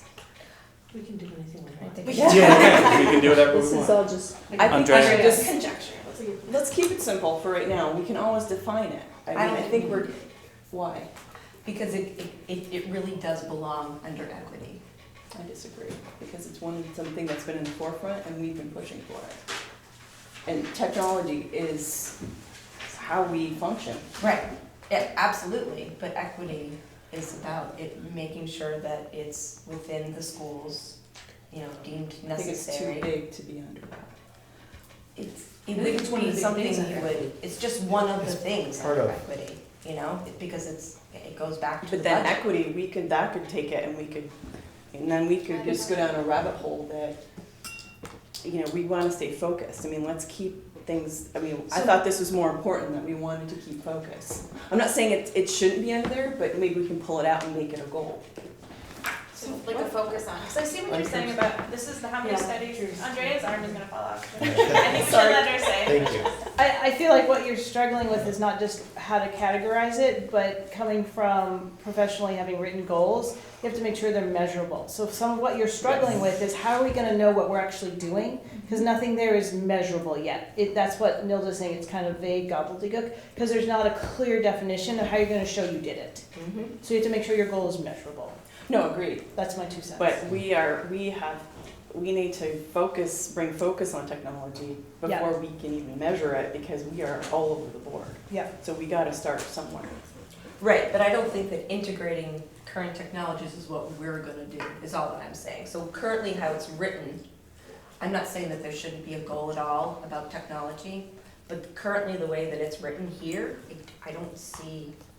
Integrate current technologies in Right, pre-K but through 12 we're not grade, gonna enhance integrate student it. learning.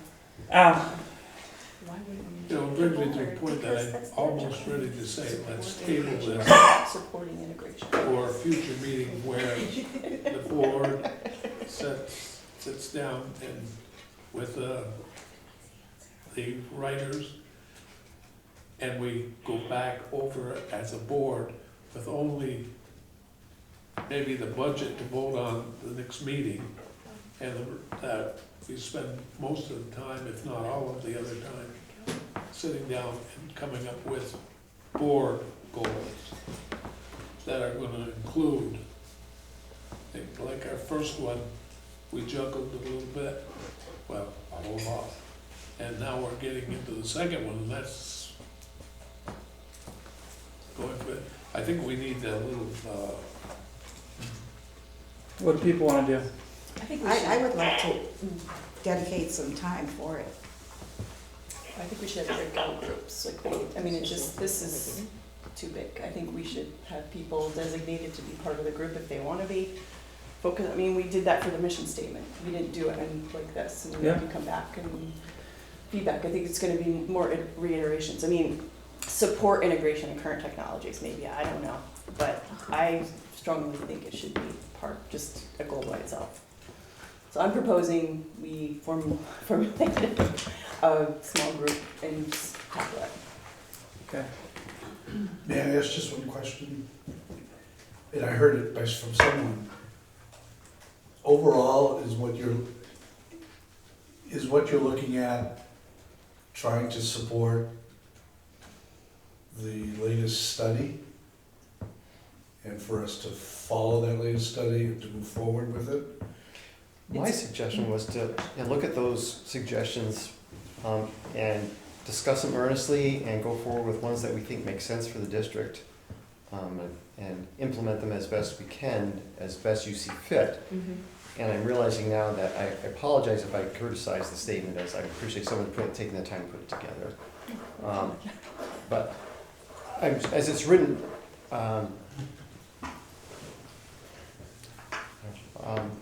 So yeah, I'm curious to see the district moving towards working on those goals. So whether it has to be a stated goal, maybe it does fit under equity because it does touch, it's a subset of equity, I suppose. Some of its recommendations from school to school touched upon balance, et cetera. And I would just say that it is a subset of equity. Yes, I'm not But disagreeing. it's not, but what I'm hearing Nina say is, it's bigger than us being a subset of equity. Yes. One aspect of technology is making sure we do it well Right. everywhere. Because equity, I mean, what kind of equity are we talking about? I mean, we could list a million things. I'm just saying, the goals have gotta be specific Yeah. and measurable. I mean, equity, we could put all the stuff down and measure all we want, but we need to focus on certain points. Well, I think taking what you suggested about the goals of the study, right, the next steps. of Which the study. basically is everything we've talked about and want to Right. move forward. But I think that we could use those to make a clearer goal. Yeah. Is all that I'm saying. And those will help inform our discussions when we're looking at the budget and looking at where things are moving around and why we're doing different things. We can remind and say, this is something the board set as a goal to say that we're gonna be in support of that, you know, just to inform those conversations too. Have you moved on to the equity goal? No, we're thinking about just moving on in general. Let people think about this. I have to say something about the equity goal though. Nina's not going. Okay. I believe, except for the words and also promote equity, they just restated our statutory obligations. Yep. So if you flip it a little bit and said something like promote equity when adopting policies, developing budgets, implementing, so that equity is the thing we think about when we're thinking about aspects of those policies. That flips it a little bit more and doesn't make it be about policies, it makes it more about equity. But also, equity is so broad, because there's no end to it. There's no end to it, but it really should be the lens that we take when we're looking at the budget, when we're looking at policies. Oh, I'm not So saying. as we're thinking about, what the budget is, we should be looking at student needs and staff needs and data that we get from administrators, and that's how we should be developing a budget. Because equal and equity are not the same thing. So city might need something that town doesn't need, and Fairfield might need something that, whatever, BFA doesn't need. So it's not about equal, it's about equity, and that's how we should be developing the budget. And not just be. I'm not saying it's not, but it's not FY19. this goal, it's not. If I may, it's not the way you think it is. Each school does submit the budget to the district, and the district moves things together, unless I'm wrong now.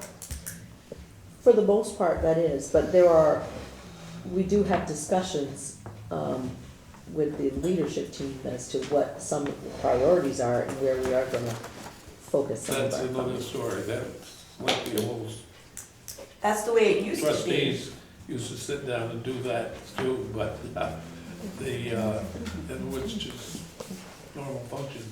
But it isn't each school has to submit what their needs are. Nilda, can you restate how you would have set that third goal, putting equity first? I would have said, to promote equity, the board will adopt policies developed by budgets. I forgot what I said. To promote equity, the board. Sorry, Brenda. It's using equity first rather Okay, than yeah. adopting policies and everything, and then, by the way, promote equity. It's like using that as a consideration whenever you're looking at a policy or a budget or curriculum. Thank you, I like that. I do too. But so, I think that one's actually easier to agree on than the technology. But again, how do you measure? It's How not do a you measure goal. that? It's not a goal. How do you know you're doing that? I mean, we're always thinking about that. That's something that we're gonna have to carry over year to year to year. I thought the whole point was to have goals each year, to have measurables underneath these very specific things that we want. Equity, definitely, we have a whole definition over there. We've spent a lot of time on this. I think very versed in that. And yes, we should always, but I don't think it's a, But is that how we're looking at the budget? I don't understand, sorry. Are we currently looking at the budget through the lens of equity? I think we are. Is there an example that we're not? I'm sorry? Is there an example that we're not? Well, number one, this is the first time I'm No, looking at the budget I'm not, at all. I'm just asking, because But- I think we So are. we have these huge numbers that we're looking at, right? And we have to try to whittle it down a little bit, that's the goal, right? So you whittle it down by saying, is there any way you can take anything off transportation? Is there anything any way you can take it off, here? But we will be whittling it down, not you. Absolutely, I'm sorry, no, Right. us asking Yes, those got it. questions, is there any way that you can, right? But is that really looking at it from an equity point of view? No. I disagree, because, I mean, it's one budget. And even Martha said, if we whittle it here, we may have consequences over here. So that may, and that may affect, equities, all of us. So I think it's a bigger picture. And I think having this budget, it is equity, I think so. And please know that we don't, I like the word you used about using it as a lens for everything. Because Agreed. we don't make decisions on the budget willy-nilly without thinking. We work as a group, and we're always talking about, well, is this equitable?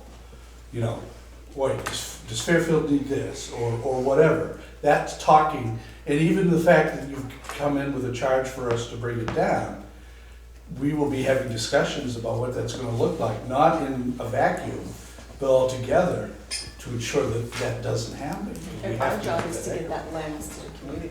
And Right. unfortunately, it's hard because Oh, yeah. if people don't go. Understanding I is know, we try to communicate, Jeff's gonna do a presentation.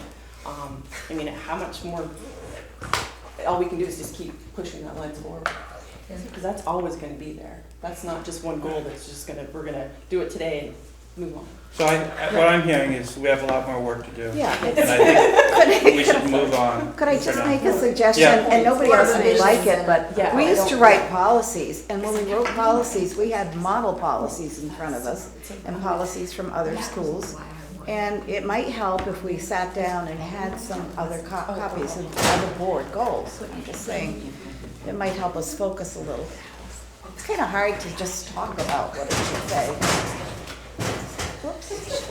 I'm sorry. No, you're fine. So that was just a thought. Okay. All right, so on to new business. Item 8A, set date for informational meeting. What date? Fine. What day is it? Which one did you say, I'm sorry? That was Sarah, I guess, listening Oh, to that me. was I planned Yeah. What, Joanne? Which one did you say, I'm sorry? We're on 8A. 8. So the informational meeting needs to be within 10 days of town meeting, which is on March 2nd. Somebody whispered in my ear and said it's probably a good idea, thank you, to do it more in advance so that if it is recorded, then people have a chance to watch it on TV. So I think that's a good idea. I believe last year we did it on the Wednesday before. We've determined that we don't have a meeting that day. On the 26th, our meeting's on the 19th. So what do people think about that? I gotta look at the calendar.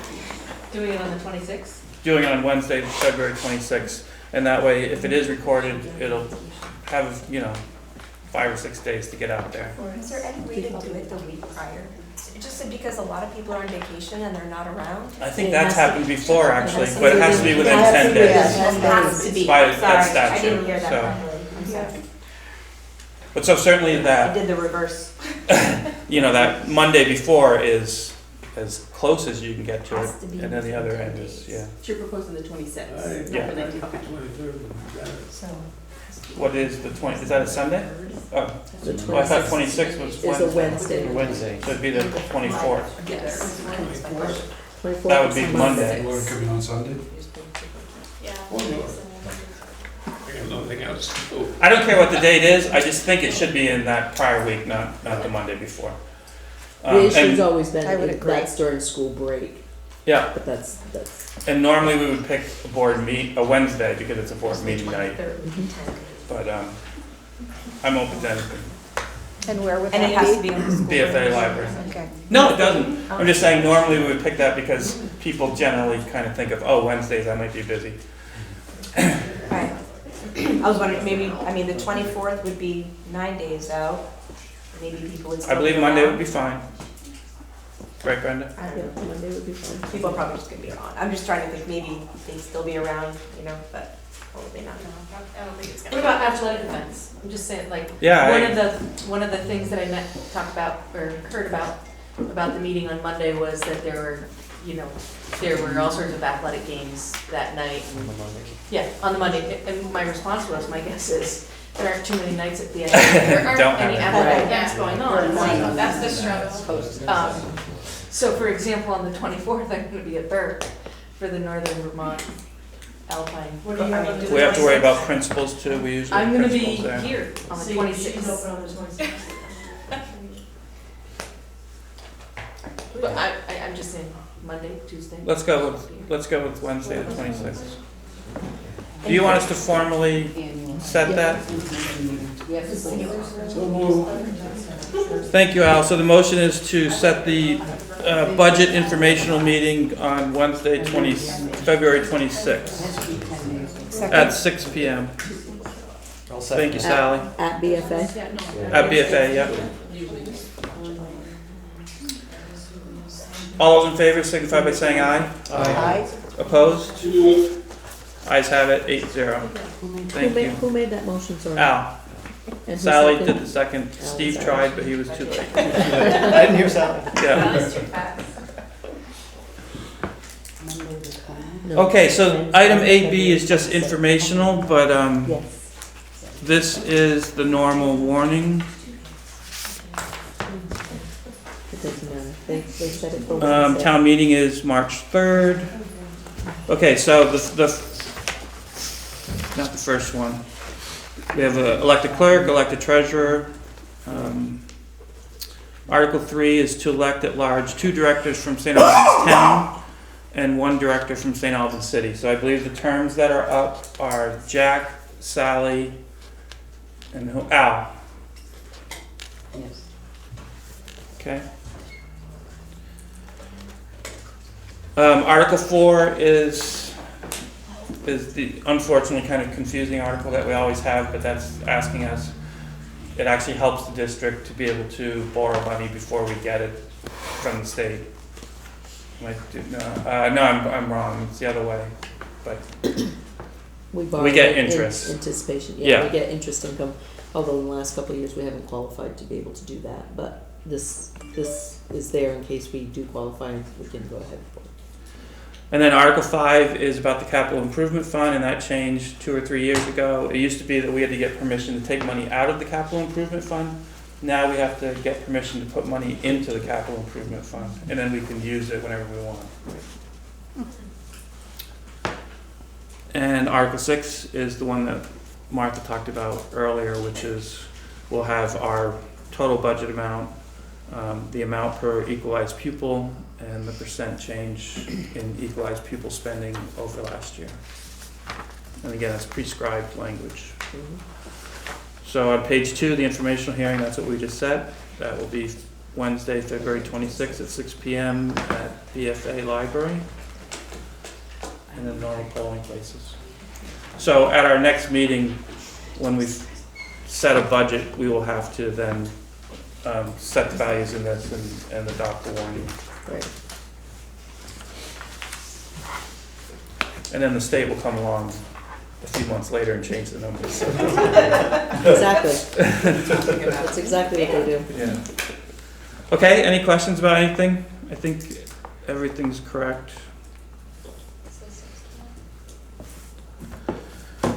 Okay, item 8C, tuition rates. Martha.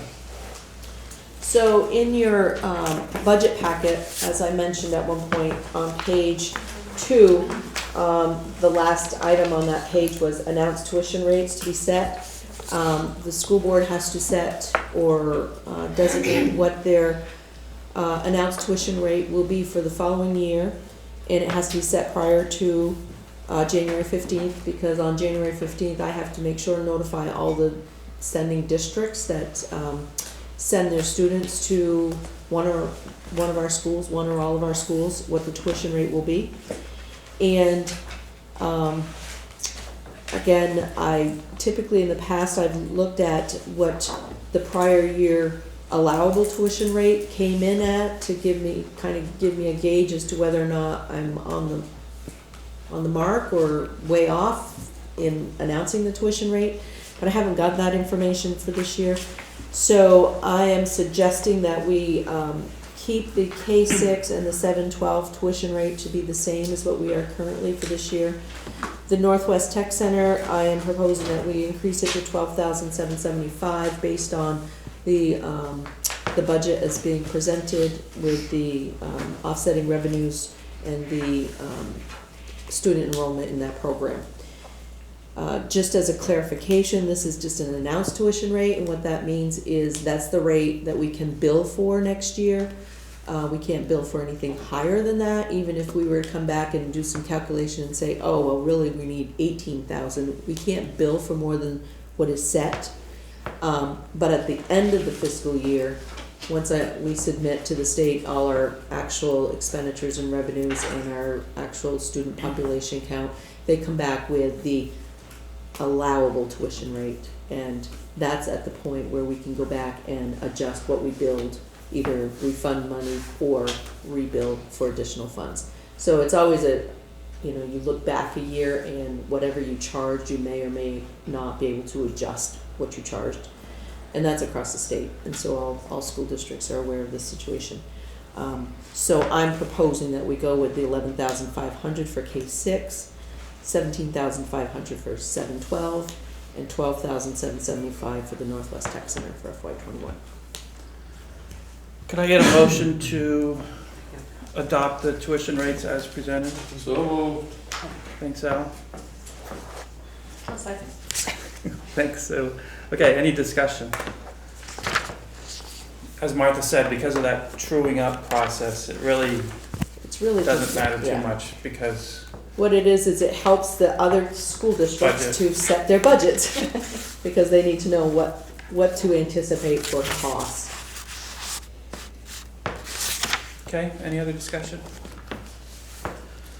All those in favor signify by saying aye. Aye. Opposed? Ayes have it, 8-0. Thank you. You're welcome. Item 8D is high school choice numbers. So as most of you know, Vermont has a law, Act 129, which allows students from other school districts to move in and out of school districts to choose other schools at the high school level, grades 9 through 12. And every year we have to set the numbers we allow to go out from our school district and allow to come in to our school district. The interesting and quirky thing about the law is those students who are coming into our district, we don't receive money for. The ADM stays with the sending school. And vice versa, students who are going out to another school, we keep the money, even though they're being educated somewhere else. It's as I say, it's been a little bit of a bone of contention that happens, but that's what it is. We presently have our numbers at allowing 25 students to come into VFA, and if it goes past 25 students, just our own elementary transfer policy, there has to be a lottery. And the last couple of years has actually been a lottery because we've had more students come in more than the 25. And then going out, we have a maximum of 40. We, for instance, this year we have 7.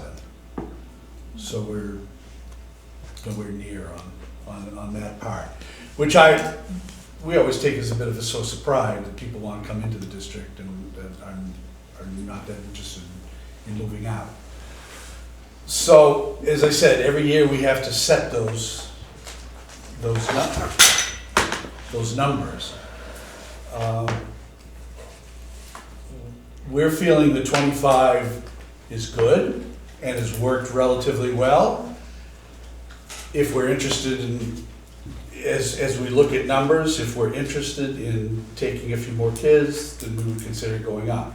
I would tell you that most of the people around this district, I know I talked to Bill about it, have no real issue with students coming in because the numbers are so minimal that they don't change staffing or anything like that.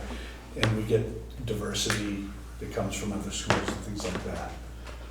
So that's a long-winded way of asking, do we keep the 25, 40? You know, what's your pleasure? Our recommendation would be to at least keep the 25. What, you said the last couple of years has been a lottery. You said the last couple of years you've had a lottery for the 25. What have those numbers been? 1 or 2. Oh, not much. Oh, just so above the 25, right. 1 or 2. Yeah, and I would tell you, just for what it's worth, as far as where they're coming from, there's a pretty good mix between Franklin, Swanton, Fairfax. Those are the 3 biggies, and then there's a few sometimes from elsewhere. And as far as going out, because there's a variation of going out. Some of them are Fairfield students who would prefer to go to Enosburg, and otherwise it's all over the place. It's about 1 per one school each. I think it's been 25 for a while. It's been 25 for a while. Yeah. I think since its inception, right? Yeah. Isn't it the case that no money follows these students? Yes, correct. Yeah, and why is that? Did anyone ever tell you why? It's the law. But why? There's a bunch of us that would like to see it change. But I don't know why they came about it. Do you think that It's been there for affects years. the freedom to change? It might. Well, we could decide only to take 1 student. I mean, that's what some schools do. I'm not advocating that. I move that we continue with the 25 and 40. And second. Thank you, Al. Thank you, Nilda. Any discussion? Yeah, why not bump it up to 30? I mean, the last couple of years you're having numbers. Is there a disadvantage of bumping it up? You don't count those Some students people in would your say equalized because we pupil don't get the counts. money, because the money doesn't follow, we're giving a free I think there's education. a balance though, Kevin, right? You wanna balance it so that you've got an attractive school that people wanna come to, but you don't want it to be so excessive that it's actually costing more money because you have to add teachers, right? So it's a balance. I would agree. That's the balance the board's always gone with. But if, Right.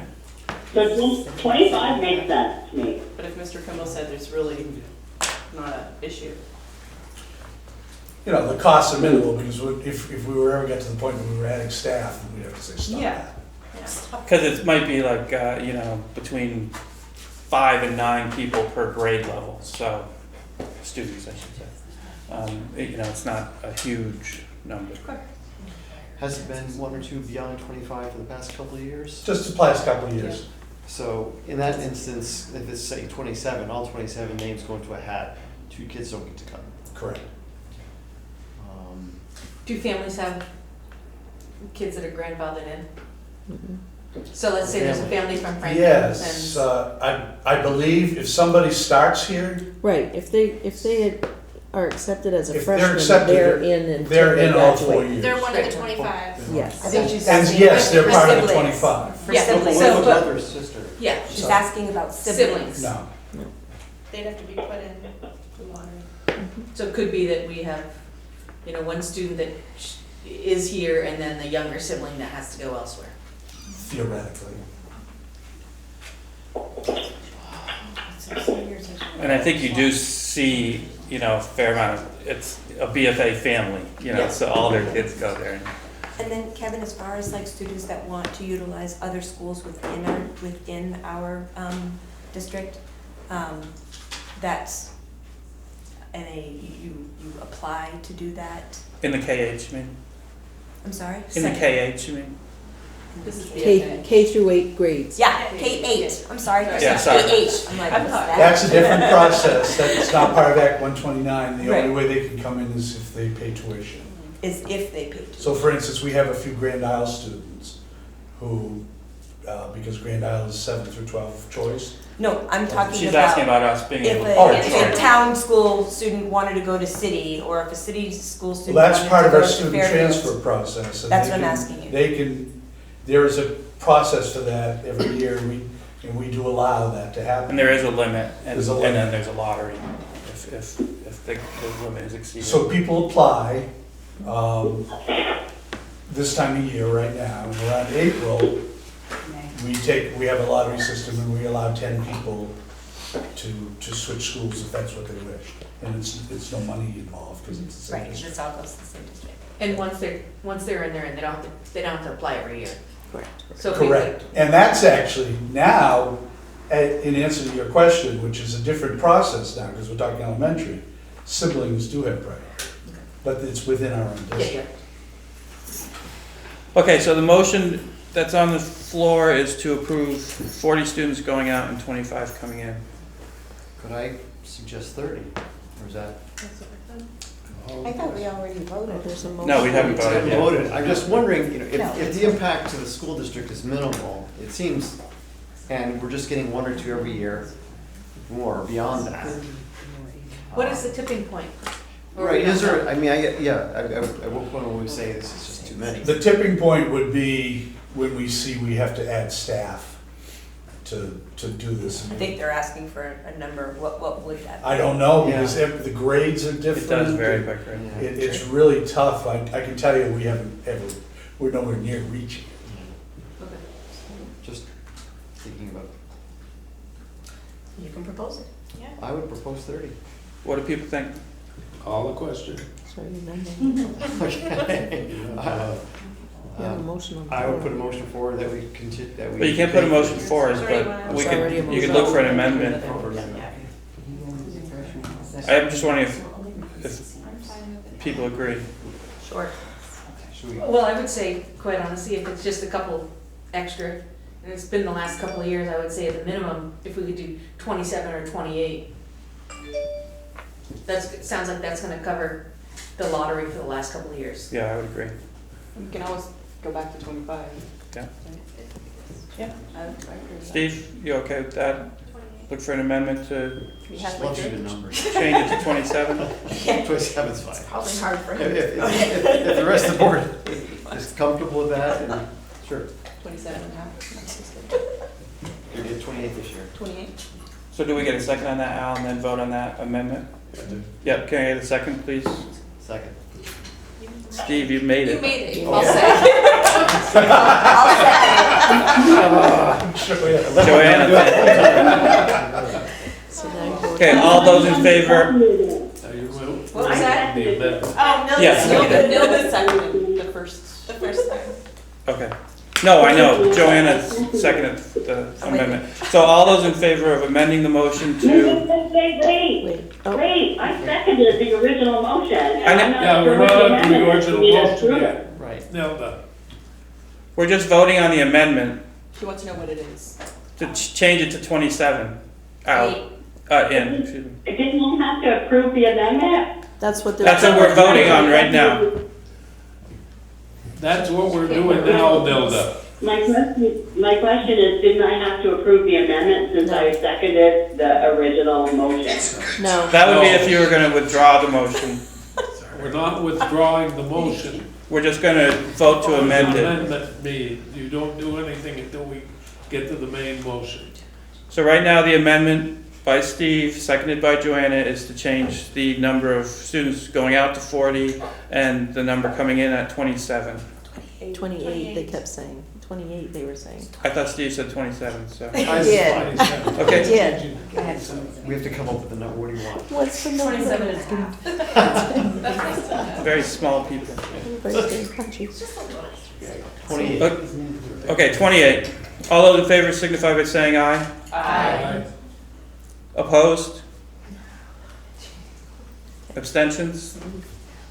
One, Sally. Okay, so we have, that's been approved, the amendment's been approved, 701.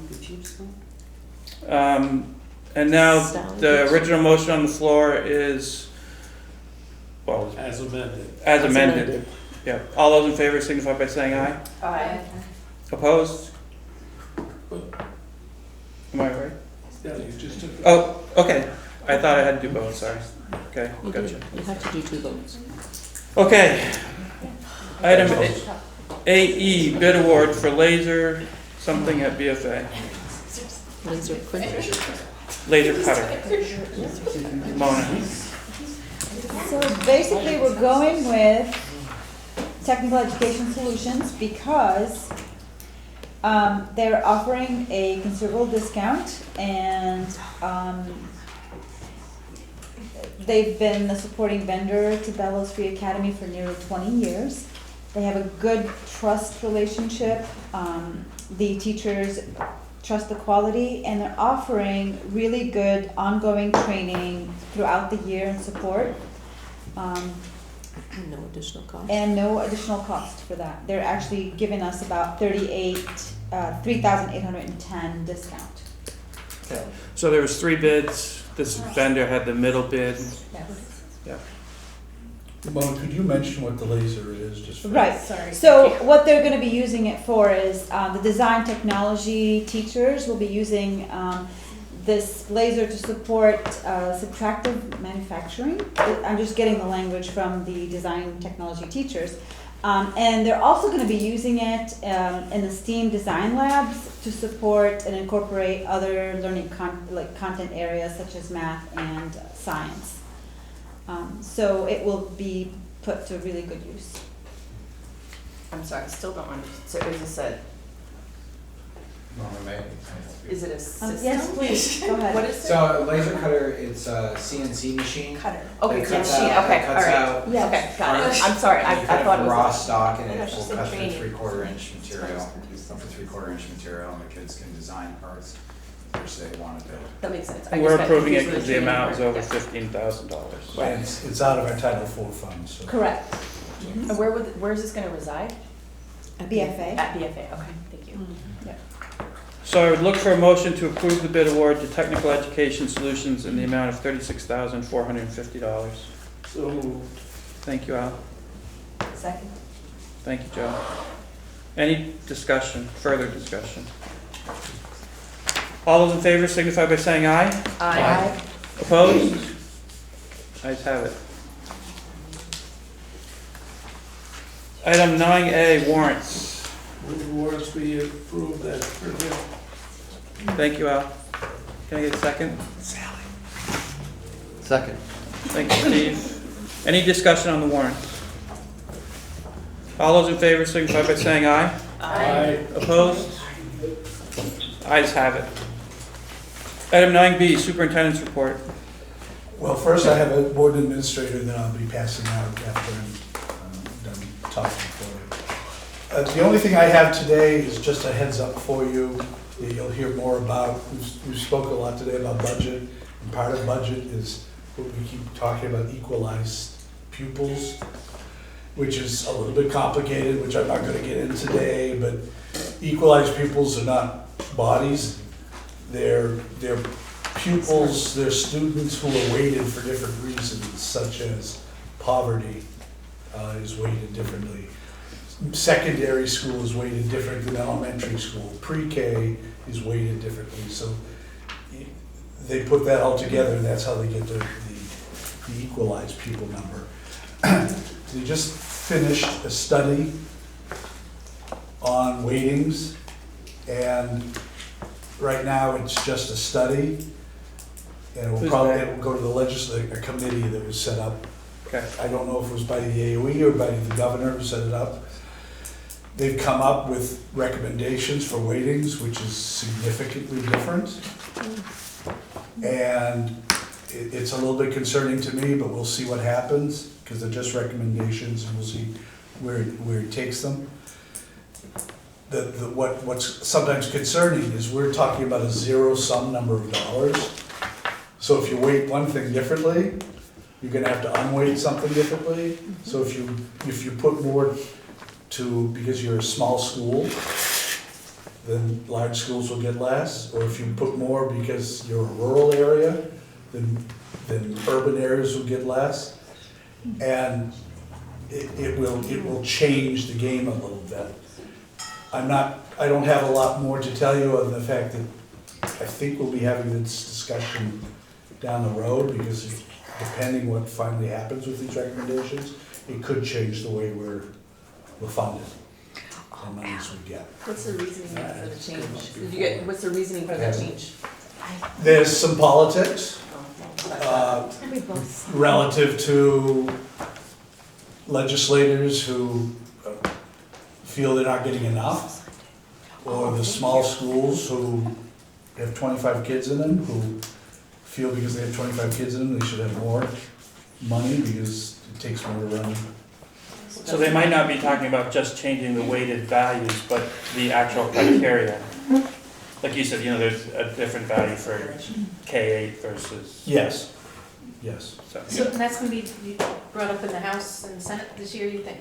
I don't know if I don't know if it's on the agenda. I've been watching the agendas coming out, I haven't yet seen it, but the study came out. And where that's gonna go, so I'm not sure, but it's gonna go somewhere at some point. I don't know if it'll be in this legislative session or not. Doesn't it kind of negate some of the Act 46 stuff?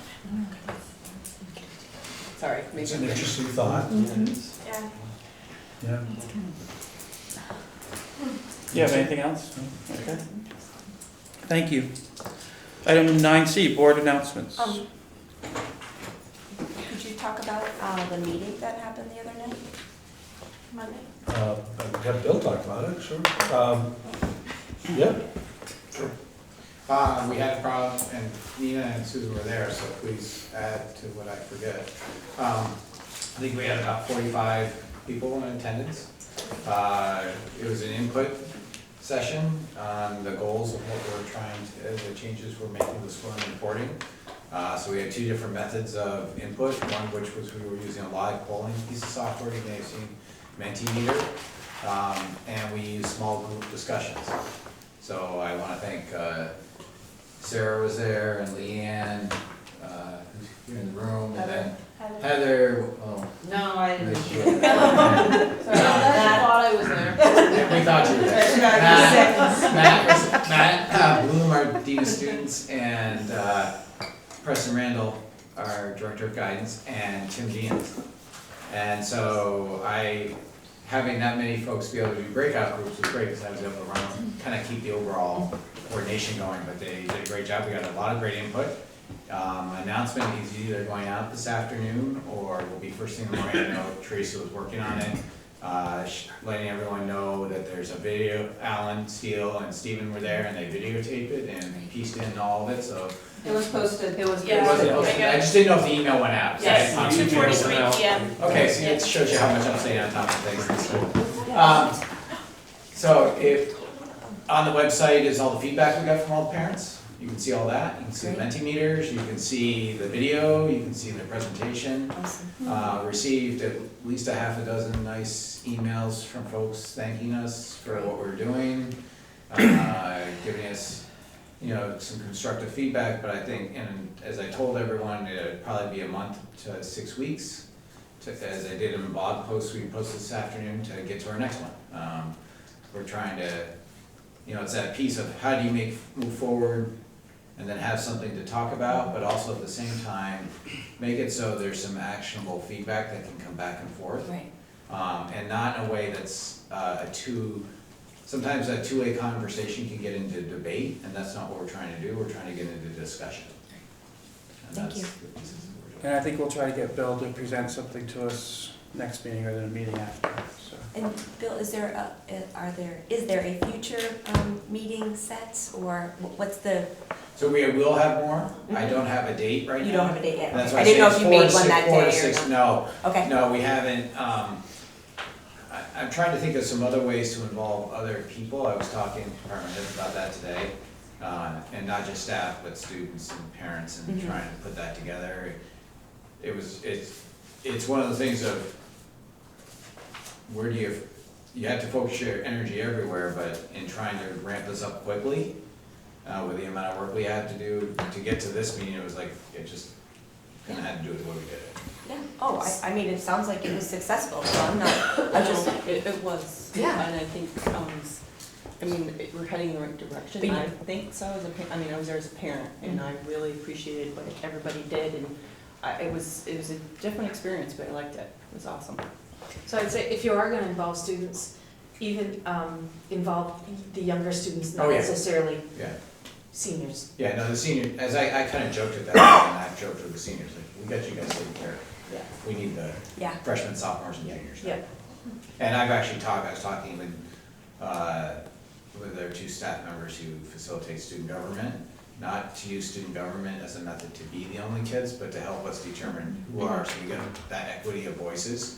Yeah, Um, across the spectrum of across- I don't wanna say proficiencies, but I would just say across the Across the spectrum. Across the school, and that we do that, and, you know, when you talk to the kids about that, they get that, and know, okay, so we've gotta find a different way, then student government won't necessarily give you that across the spectrum.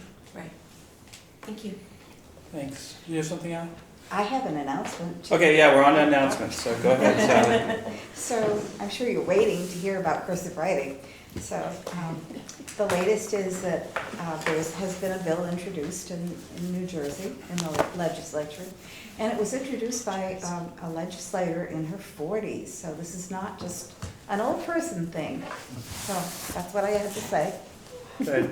When I leave, you know, I'm glad I'm gonna have to come back and report every so often. So? I was on the side of a hill yesterday for 3 hours gatekeeping, 4 hours gatekeeping. Go BFA. Better than tomorrow. Yes, I just want to thank everybody too for, I mean, this was I know a lot of this was a lot of work from everybody here, especially it's the goals and the budget.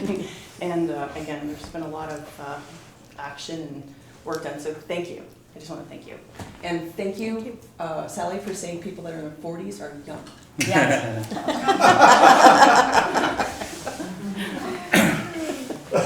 I'm 29, but. I think it shows that we have a good administrative team. Yes, we do. Agenda items for future meetings? Well, we know we have budget. It'll be, well, Budget in the budget. morning. Jeff, where do we leave the goals? Are we going to? I'm gonna look and see what it looks like, what the next meeting looks like. I'm gonna add it at the meeting. And then, you know, it might be the February meeting because we'll be past the budget. Add what, sorry? Add the goals or? To discuss them, Oh. yeah. Can we? Move further. I need- I tell you, you know, well, obviously you guys can do whatever you want on your own, but it's just tough right now to schedule meetings with negotiations going on and budget and everything, so, Yeah, that's gotta be priority. yeah. Okay, yeah. Thank you. Okay, we do not need an executive session, and seeing as how we're at the end of our agenda, we are adjourned.